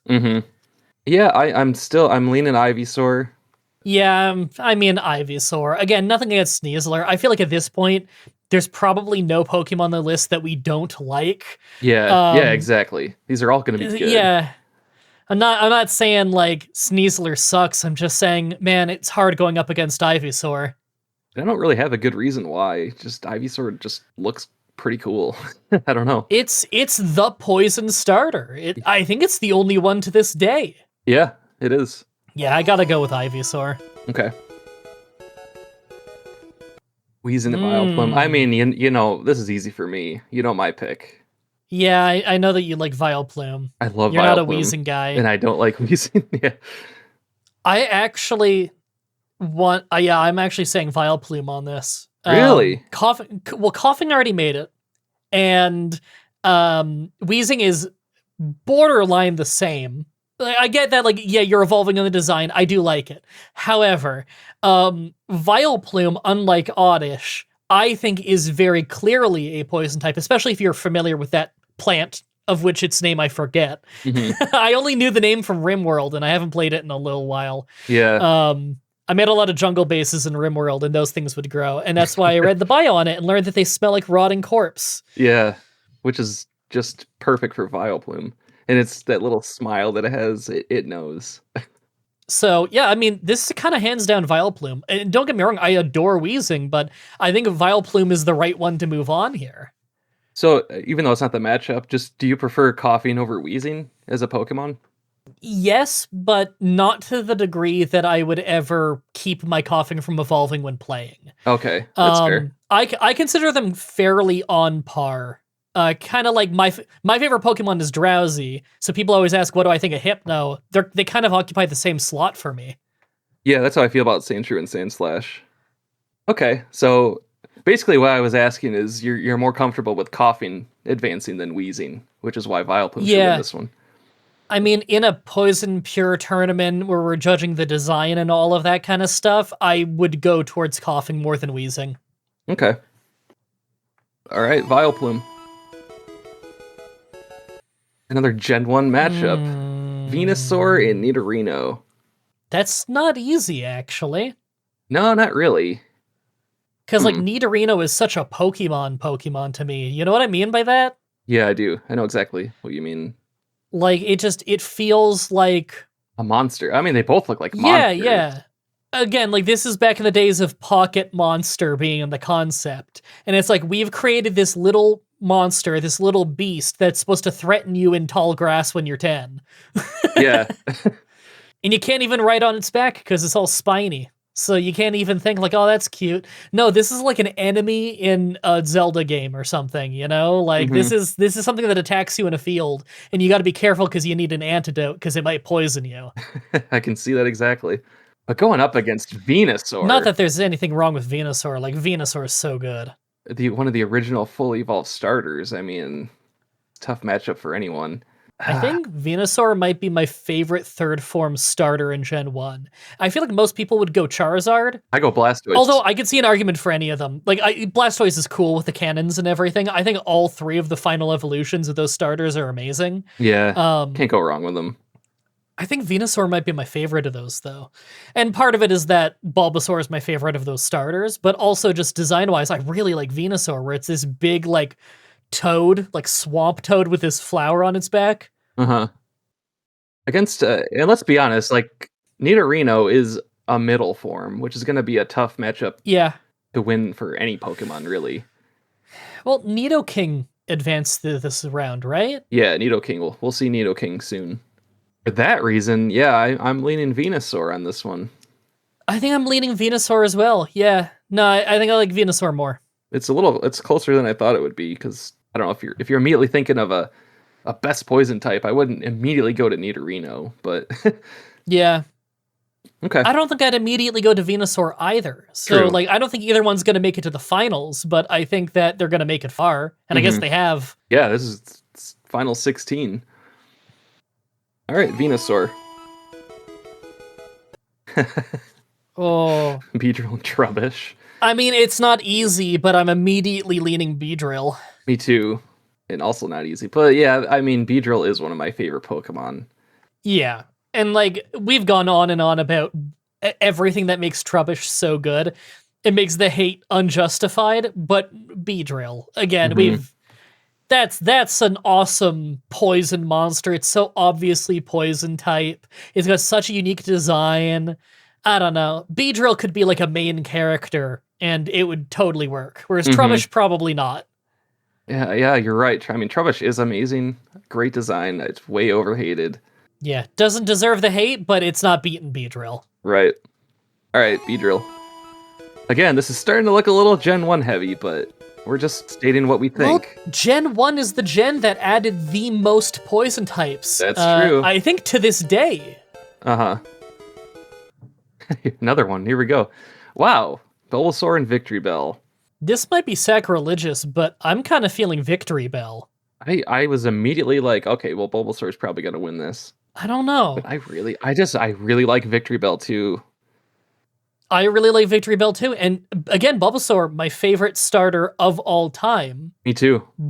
But I feel like Victory Bell looks more poisonous. Victory Bell is one of the single scariest looking Pokemon that exists, in my opinion. I agree. It's sinister. I don't get into the manga, but I've done some research for some of my videos. This thing tried to dissolve Red in one of the original mangas, which is crazy. Jesus. Yeah, dissolve him alive. It is terrifying. Oh, God. Knocking out Bulbasaur, though, that seems so wrong. I feel like there's two ways to look at the art of Victory Bell, and it changes how you feel about it. You could look at it like the eyes are kind of like squinted, like it's focused, and I think that looks less scary. But if you look at it like the rest of the eye is hidden under the lip and you can see that shadow, and it's actually, you're just seeing a part of its wide open eyes staring at you. It's way creepier. Now that you say that, yeah, I can see it. Because that's how I see it. That's how I've always seen it. It's only during this series that I started seeing it as maybe they meant that the eyes are like squinted in and focused. Like that's kind of like its brow line. Yeah, I see that. Because before that, I always saw it as the eyes are wide open, but you're only seeing a bit of it like a cat's eye. Like a cat's eye peeking around a corner, and that's way creepier. It's so sinister looking. And Yeah. I think pitcher plants are just fascinating in general. They are. Like, that helps that the source material of it is this like sinister, poisonous kind of plant that dissolves you alive, whereas Bulbasaur's happy little toad. Oh, Bulbasaur is amazing. Yeah. I like Bulbasaur a lot, but it looks less poisonous than its evolutions too, so that doesn't help. I kind of think Victory Bell. Yeah, I think Victory Bell. Okay, we'll do it. We'll knock out Bulbasaur. This one might get us hate. I know. Come on, I mean, no disrespect to Bulbasaur in any way. I agree with you. He's my favorite starter of all time, even to this day. The first Pokemon I ever took, ever. Might have been mine, but I don't really remember. It might have been Squirtle for me. I'm not sure. Low-key Toxtricity and Muck. Okay, I feel like Toxtricity's made it really far on really cool design, and that's true, but Muck. Mm-hmm. Literally the gigantic evil monster made out of piles and piles of sludge. With that said, I mean, it's an extremely simple design, but still very effective. I feel like it's very monstrous. You could see Muck being this insurmountable, gigantic thing. Yeah. You know, like it could be as big as you want it to be. You could Gigantimax Muck, and it would just be muck the size of a building. Even more sludge. Yeah. I also love that it pretty much has one arm, too. That's kind of cool. I think it can form another arm depending on, like, you know, because it can change shape. Mm-hmm. It's like this big, I don't know, it's like a gray goo event. Do you know about gray goo, the conceptual end of the world? I've heard this, yeah. Yeah, it's like if nanobots can replicate themselves, then the entire world could get starved out by what essentially looks like a giant growing gray goo of little nanobots replicating themselves over the course of like an hour or something. And that's kind of what I think of with Muck, or it's this insurmountable pile of sludge that would grow and accumulate more sludge and just choke everything out. It is great. I do like Muck. What do you feel on this one? Because this isn't easy. I think it's Muck. I think it's Muck too. And I like Toxtricity, but like, yeah, Muck is so poison type. Uh-huh. And Grimer got knocked out, didn't he? Yeah, Grimer's gone. Yeah, I think Muck's got to keep going. All right, we'll give it to Muck. Clodsire and Krogunk. I believe this is our first non-Gen 1 matchup, too, which is interesting. It is. Okay, we've gone on and on about how much we like Clodsire and Krogunk to some degree, but like... They're both great, Krogunk is so much more poison looking. The poison dart frog, right? Yeah, whereas Clodsire, I wouldn't hold it against anyone at all for thinking that's groundwater. Mm-hmm. Well, yeah, because I mean, that's what Quagsire is. There's nothing... It's not like the first form. The Wooper is very obviously poison. The Clodsire a little bit less so. Yeah, I can see that. At least in this picture. Yeah, I'm feeling Krogunk, actually. Yeah, I feel Krogunk. Huh, okay. I didn't think that was we're gonna blowing happen. through quarterfinals. That's nice. Yeah. All right, Krogunk. Dustox and Nidoran male. Dustox is just so weird looking. But in a good way. Yeah. Dustox looks sinister. It's the smile that does it, really. The eyes and the smile. And, like, it's so clearly bug poison. Yeah. You would never guess anything more else. Than Venomoth, more than Venonat, more than a lot of other... There's a lot of bug poison. More than most bug poison that I look at, and I know that is bug poison. Mm-hmm. Purple and green, yeah. And of course, Nidoran male, you know, you look at that, you know that Nidoran male is poison, but I'm as much as I really like Nidoran male, I'm kind of leaning Dustox. I kind of am too. Yeah, I mean, and Nidoking is still in there. Yeah. Nidoking is definitely the best poison type of those three, in my opinion. I think Dustox probably is the pick here. I think we go with Dustox too. Sweet. It's a great design. All right, Dustox. Here we go. All right, we're just talking about Wooper. Paldean Wooper and Amoonguss. Pretty easy for me. This is easy. It's Paldean Wooper. It's Paldean Wooper. Do we have anything else we want to say about Amoonguss? I mean, it did pretty good. I like using it. It's a fun Pokemon. But like again, it got by a lot because it had slightly weaker contenders. It's not obviously poison. Yeah, I can see that. I mean, because if you just see a mushroom, that doesn't necessarily mean poison. I mean, Parasect's not poison. Yeah, and like if we had Amoonguss, if Amoonguss had gone up against Coughing or Grimer or Zubat or Golbat, like there's a million things it could have gone up against, and it would be hands down the loser. Mm-hmm. And Paldean Wooper's so good. One of the best regional forms ever. Yeah, the whole skull crossbones thing, the dead eyes, like it's great. Okay, we'll give it to Wooper for sure. Galarian Slowking and Roselia. Has Galarian Slowking kind of run its course at this point? I know you like it more than I do. I think it looks way more poisonous than Roselia. It does. It does. And again, it looks like if it was in Fire Emblem 7, it would probably cast Dark Magic. You get points for that. I like that it has a VR headset. I like that he's playing VR chat. I still don't love it. It's not one of my go-tos. I do really like it. I do really like it as a poison type, but I feel like it may have finally ran into the wall. Roselia's really hard to beat. This is a case where one might look more poisonous, but wouldn't win. Yeah, Roselia I think is a better design. It does look more pure grass though, but I still like it more than Galarian Slowking. The pointiness of the head and the fact that it has roses on it do kind of hint poison, in my opinion, even if it's less obvious. Like there's nothing wrong with assuming that is a pure grass. Yeah, if I were to guess. If I were to guess Galarian Slowking though, I don't know if I mean, you said it looks poisonous. I kind of think like Dark Psychic or some weird combination like that. Oh, I could see that. I think it looks like he is being poisoned by the shell.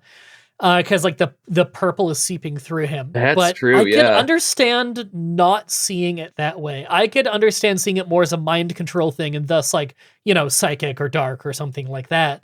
Probably both. It's less obviously poison than the Galarian Slowbro, where he's clearly being poisoned by the shell. Yeah, you know what? I think Roselia on this.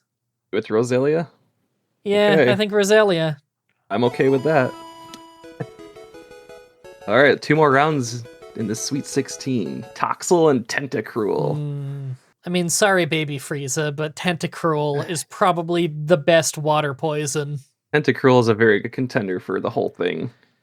Yeah, I mean, I could easily see him making it to the finals. Yeah, I think it's pretty easy here. I don't really have too much to say about Toxel. It's pretty good. It's good. Like a weird poison baby. Yeah, good Dragon Ball character. Yeah. Okay, the last... Oh, it's actually... Oh, boy. Nidoking and Arbok. I see we saved the hardest one for the end of the quarterfinals. Immediately, I'm not leaning any way yet.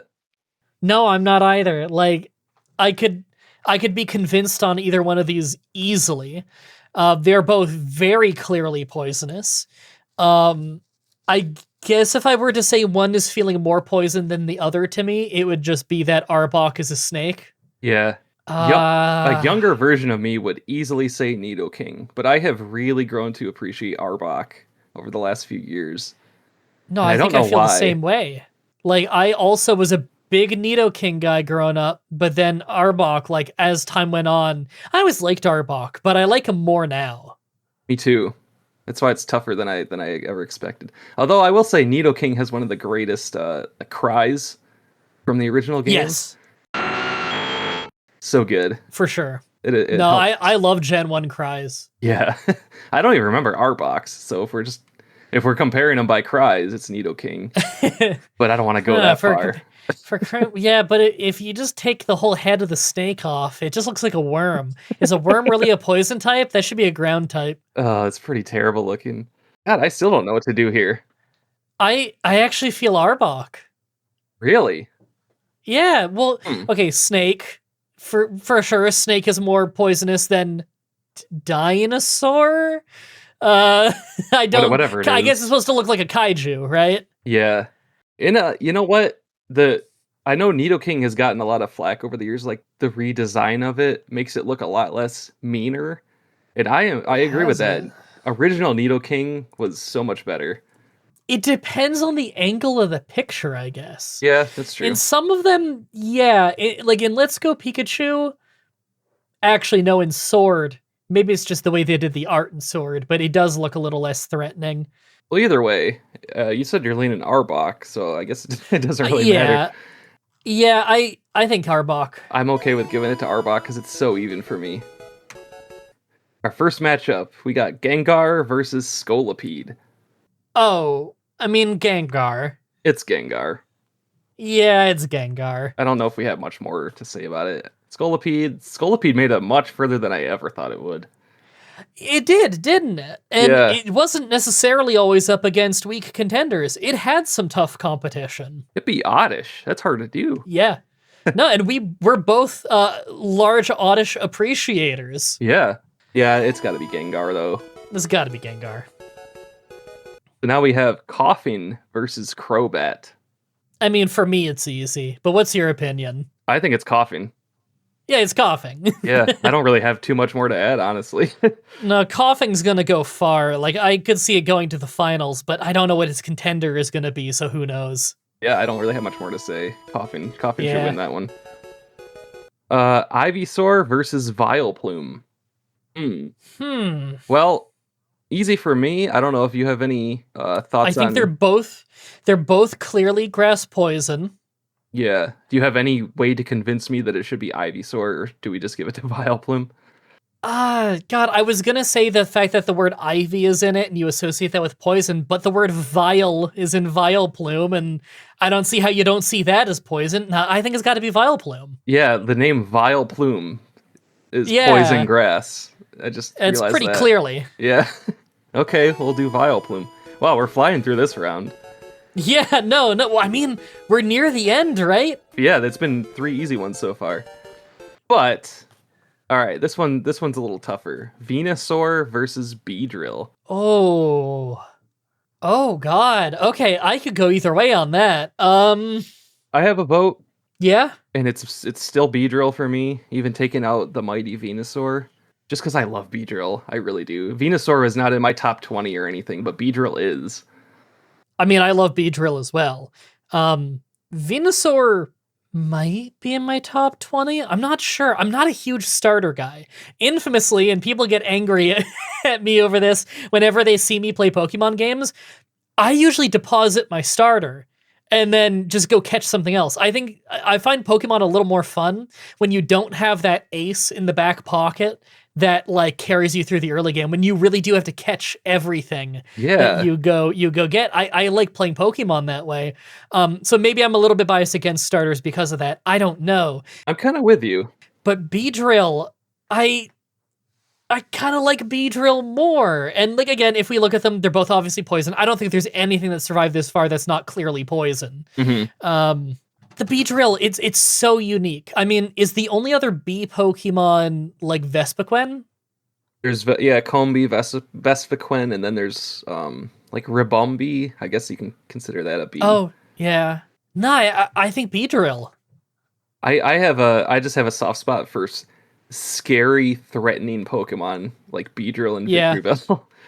Like if we're doing a poison list, part of how I think about it is like, okay, if I actually if I were in a world with Pokemon, and let's assume we don't have infinite perfect knowledge of how every Pokemon works, and they're just wild animals.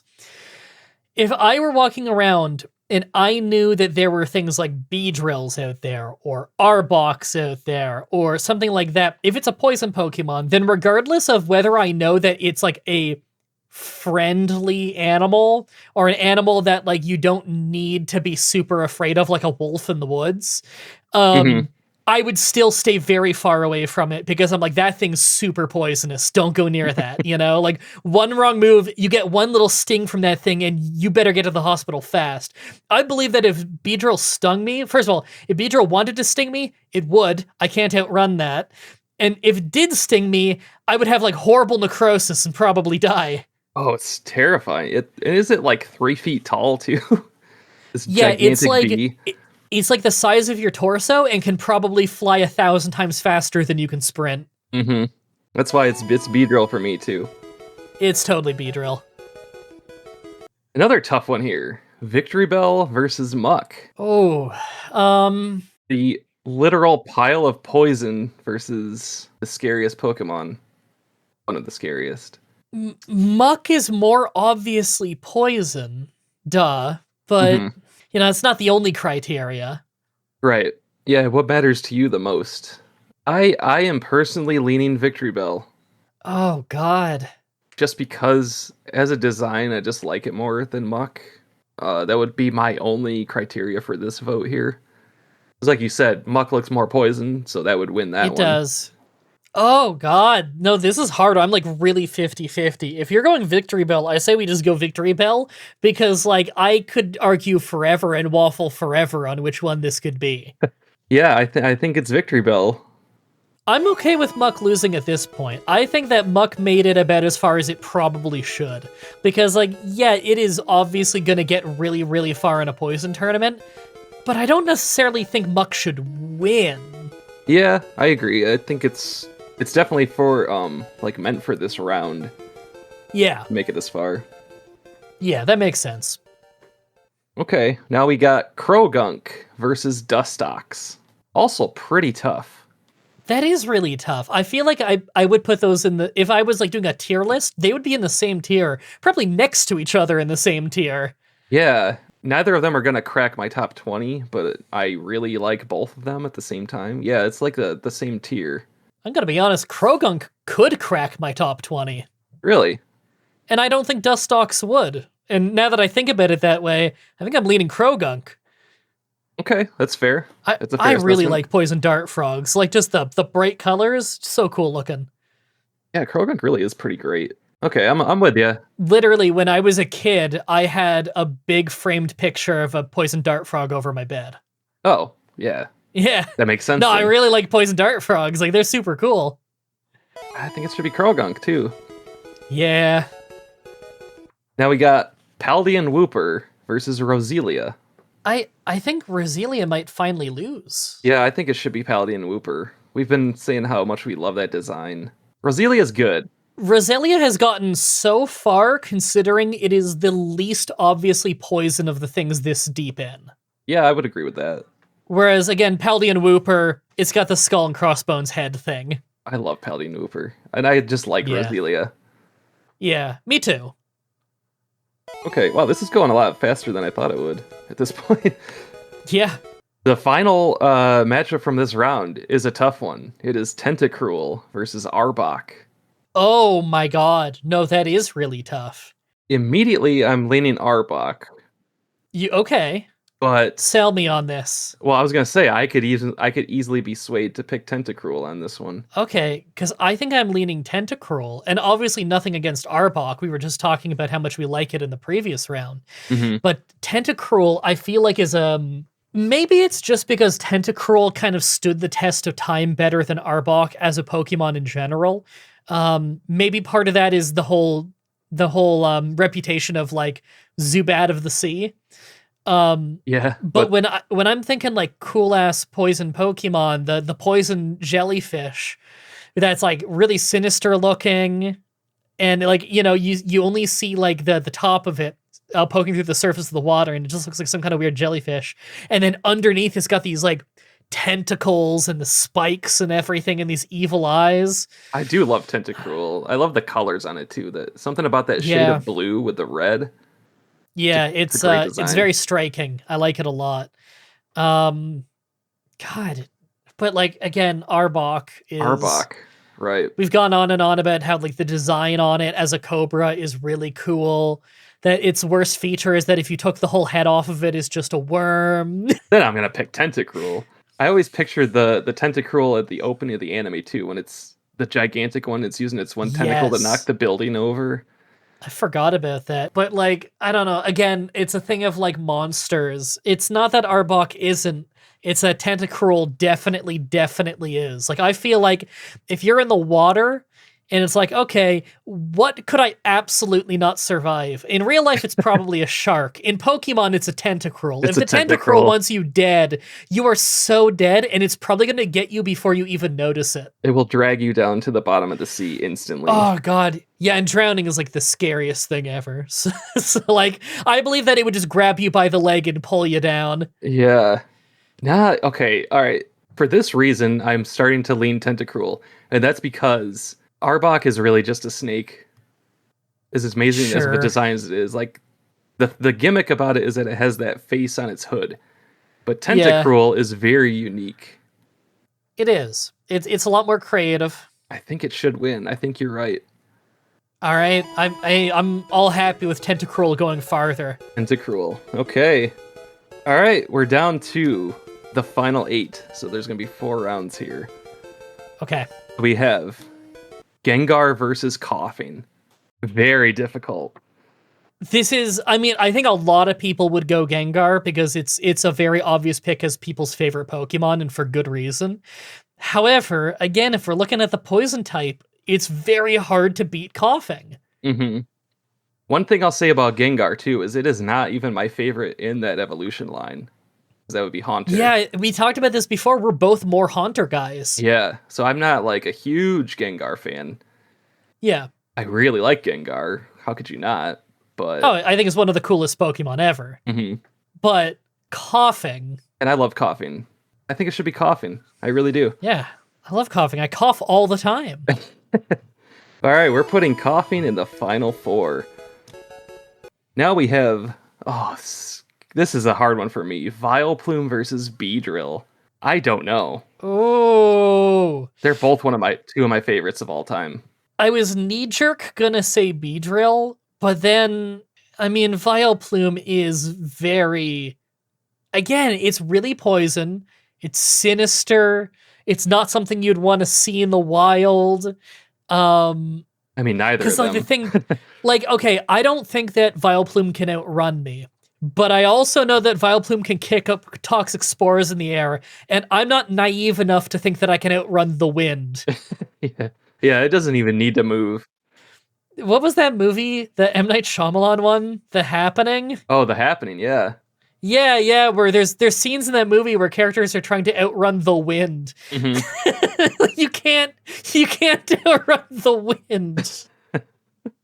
It's not how wind works. It's pushing the air around you. It doesn't matter the distance you get from it. Yeah.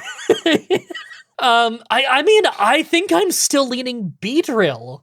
Beedrill over Vileplume? It's so even for me. It's so even. It's like, okay, it's like 49% to 51% kind of thing. You know what I mean? Like, tomorrow I could wake up and say, damn, I wish I picked Vileplume. Mm-hmm. This is more like, oh, I can't believe we knocked one out rather than one advancing. Because I can see either of them advancing for any good reason. But then it was like, yeah, oh, I agree. I can't believe we knocked out Vileplume or Beedrill. I don't know. If you're leaning Beedrill, I think that's how it's decided, because... Sure. We'll go Beedrill, because, like, if Vileplume or Beedrill made it to the finals, they wouldn't feel out of place at all. I think that's one way of looking at it. Yeah. Okay, I think that I can't make the decision. This is you. All right, Beedrill. All right, we got Victory Bell versus Krogunk. Interesting matchup there. I actually think it's kind of easy. I think that's a Victory Bell. Yeah, it's Victory Bell.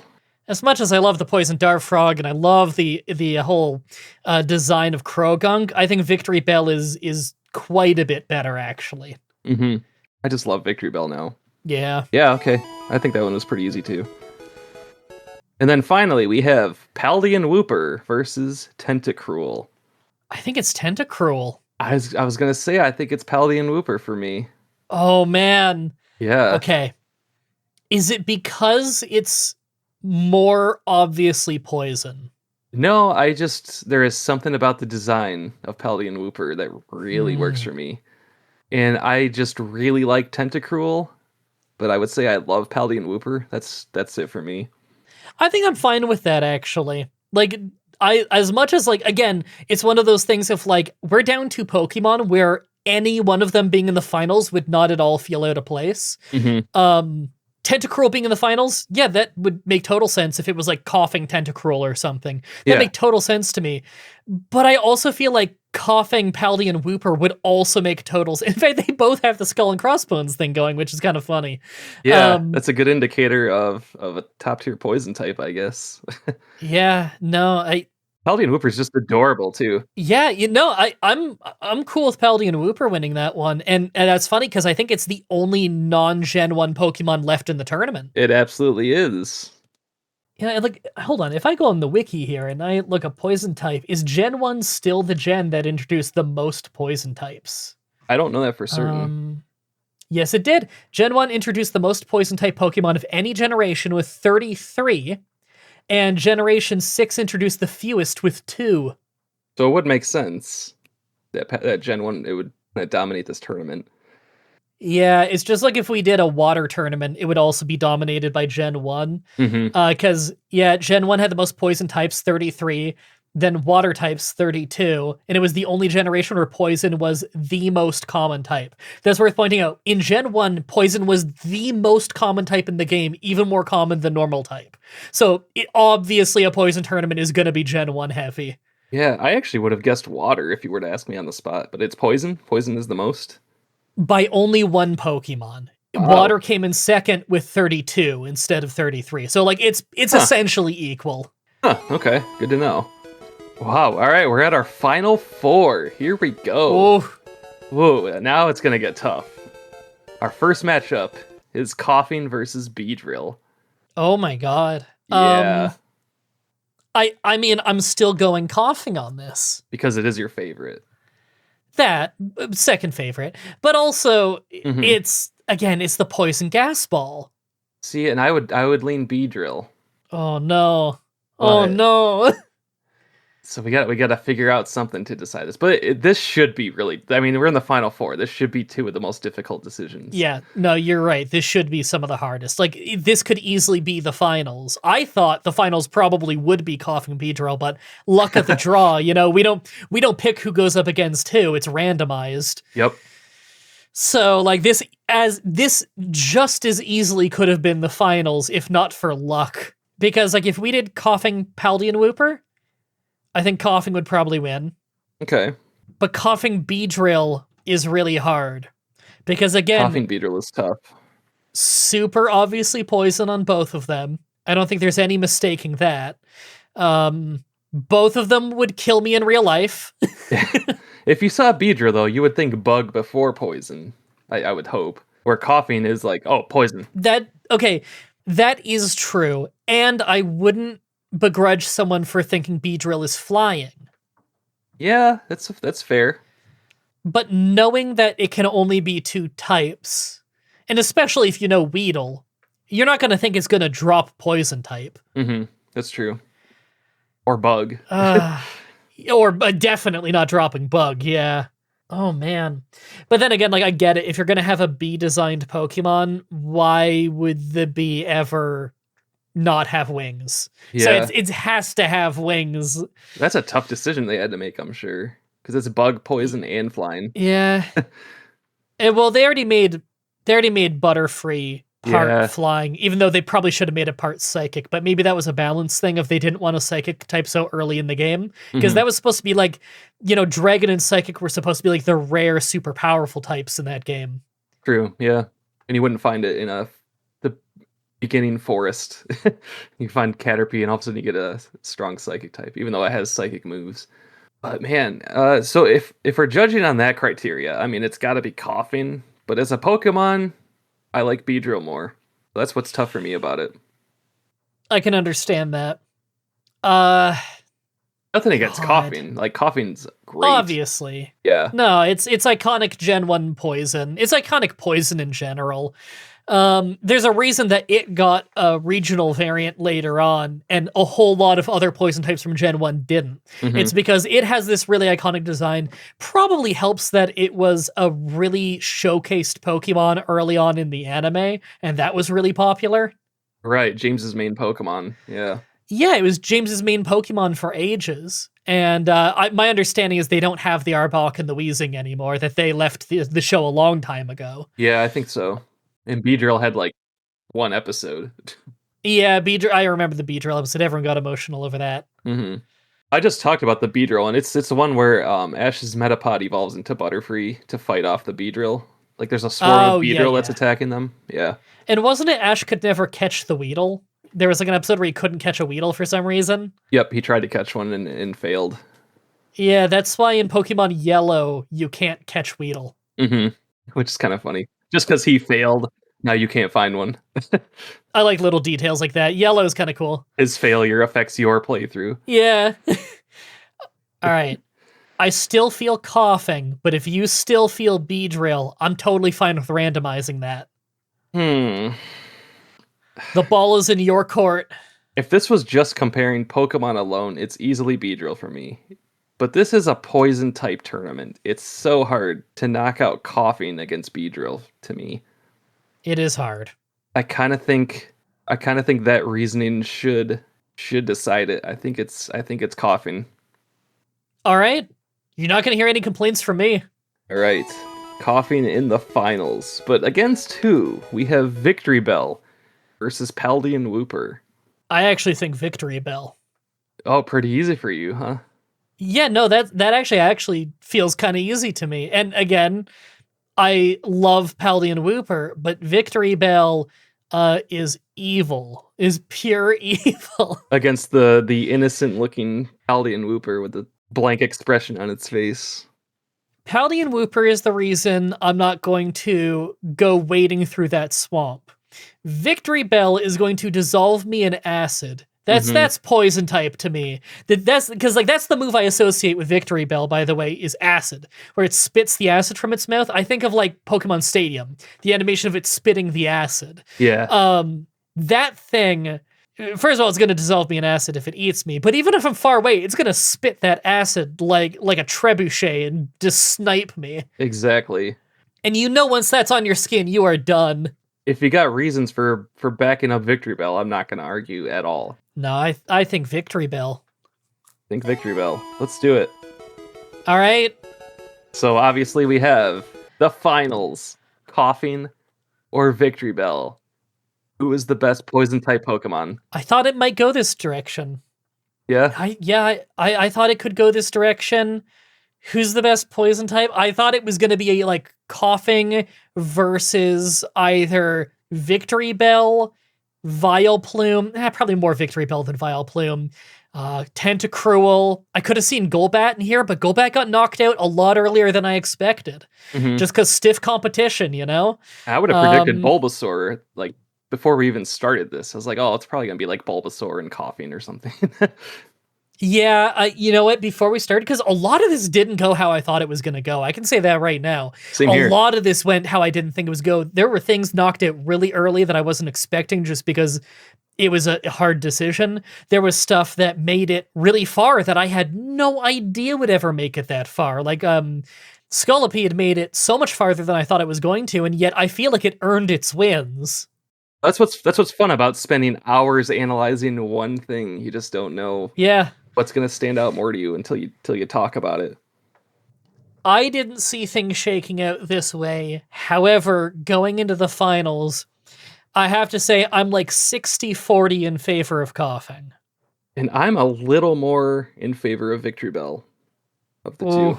Okay. Which is funny because if I'm comparing, like if this matchup was Victory Bell and Vileplume, I think I would say Vileplume I like a little more than Victory Bell. Yeah, but we knocked out Vileplume. Wow. That's crazy, because I think I'm the other way around on those two. Victory Bell a little bit. Yeah. Yeah. I mean, I was always a Bellsprout kid, so that probably helped. True. Because I played Blue. I have a core memory of having a Bellsprout, and I gave it to the I gave it to the daycare dude at the start of the game, and I forgot about him the whole game, and then I picked him back up again after beating the Elite Four, and he had a ridiculous amount of levels. That's in the anime too. If you remember that, James deposits his. I think he catches a Weepin' Bell and puts it in the daycare, and it evolves into a Victory Bell, which doesn't make sense. Oh yeah, but it's what happened yeah. in the No, anime. that doesn't make sense at all. But it's how he gets his Victory Bell. Well, yeah. So we're comparing like the two of James's Pokemon from the anime right here, like his main two. Oh yeah. Okay, yeah, it is Pokemon Blue. Okay, my memory wasn't wrong. Good. No, my whole life would have been a lie if I found out that Bellsprout wasn't even in that game, because it's like, I know I grew up with Blue. How did I get that Bellsprout and put it in the thing? Because I know I caught it like near Nugget Bridge, so... I also grew up with Blue, and I prefer Oddish of the two, but I don't know why, because I wasn't able to catch Oddish. Weird. It was just a design thing, you know? Mm-hmm. So how do we figure this out here? What's gonna matter the most? What makes coughing 60%? Because it looks like a pure poison gas ball? I mean, it does. Yeah, it's just such a pure poison Pokemon, you know? I guess I could understand someone not knowing that Victory Bell is poison type, but then again, it is so clearly a pitcher plant. Mm-hmm. And it's like, come on, if you're gonna make any plant also poison, a pitcher plant seems like a pretty obvious one. Very true. And it kind of like back with the argument of, if you look at Beedrill, you're gonna think bug first. If you're gonna look at Victory Bell, you're gonna think grass first because of the giant leaves that it has. That's true. But even still, I'm still leaning Victory Bell. It spits the acid, it has the fangs, it looks evil. And then the other thing literally has like a skull and crossbones, like the toxic logo from your household products. It's literally spitting out poison gas. Oh god. Its name is coughing. Gee, I wonder if that gas is harmful. It is the poison. I mean, maybe Grimer would be the poison, but coughing is so synonymous with poison. It is, and I do agree that, like, I could see you arguing that Grimer is more of a poison Pokemon. Although at that point, it's like, okay, these are both 100% poison. Like, how do you really differentiate? Mm-hmm, that's true. I don't know if we take into account the fact that one is pure poison and the other is grass poison. I'm not really sure that matters. Yeah, it would have to matter to you in particular. Yeah, and I don't think it matters to me that one is part another type. I don't think that makes it less poison. It just means it's also something else. This is hard. Do we have to rando the final? Oh god, I don't think we should do that. God. But we might. I can get on board with your argument of just how poisonous coughing looks. Again, like if we were doing a grass tournament, it is probably the most poisonous looking. Yeah, if we were doing a grass tournament, then we would have the same argument for advancing Victory Bell over other grass That's types. true. It's so grass Mind looking. you, if we did a grass tournament, I think Victory Bell is at least making semifinals. Like, sure. And I like a lot of grass types a lot. That's another type that I'm a big fan of is grass. Yeah, grass is great. That would be even harder than poison, probably. I'm going to say something for this final matchup here. What are you going to say? Lay it on me. I think it should be coughing. I'm kind of leaning coughing. As a Pokemon, it's Victory Bell, but as a poison type matchup, I really think it should be coughing. I think I can agree with that. Putting my own biases of obviously coughing is one of my favorite Pokemon. If you were just telling me like, hey, Pokemon design, what do you think is better? It's Victory Bell. But in a poison tier list, I don't think there's any poison type more that better encapsulates what a poison Pokemon is than coughing. That's why I'm leaning coughing. I really think coughing should win the whole thing. It is the poison type Pokemon. Yeah, that's kind of how I feel about it. Is I could also call Grimer the poison type Pokemon, but as much as I like Grimer, coughing is a way more interesting design. Yeah. Let's do it. Let's crown a winner right here. Yay! It's coughing. Coughing wins. King Coughing. Put a crown on him. Every poison type. Put a crown on him. I'll do it I'll edit it right here. Yay! There's a crown. Look at the crown. Wow. Haven't seen it yet, but yeah. Who knows what it looks like? I could make up all kinds of things about what it looks like, and then you'd have to do it. I can create so much extra work for you. Let me just edit this part out. There we go. Wow. Well, so I really didn't plan any sort of outro or anything. But Me neither. yeah. It'll just cut to black. Yeah, remember everybody to like and subscribe. Use Like the and subscribe. use the super thanks button. Worst name in the world. Use the super thanks button to support Paraspectre. Become a channel member and get whatever his perks are if he even set it up. Yeah, I don't think I did. Yeah, probably not. You can still become a channel member and support him and get nothing in return. What a lot of people say in collabs, like, oh, so where can everyone find you if they want to find your channel?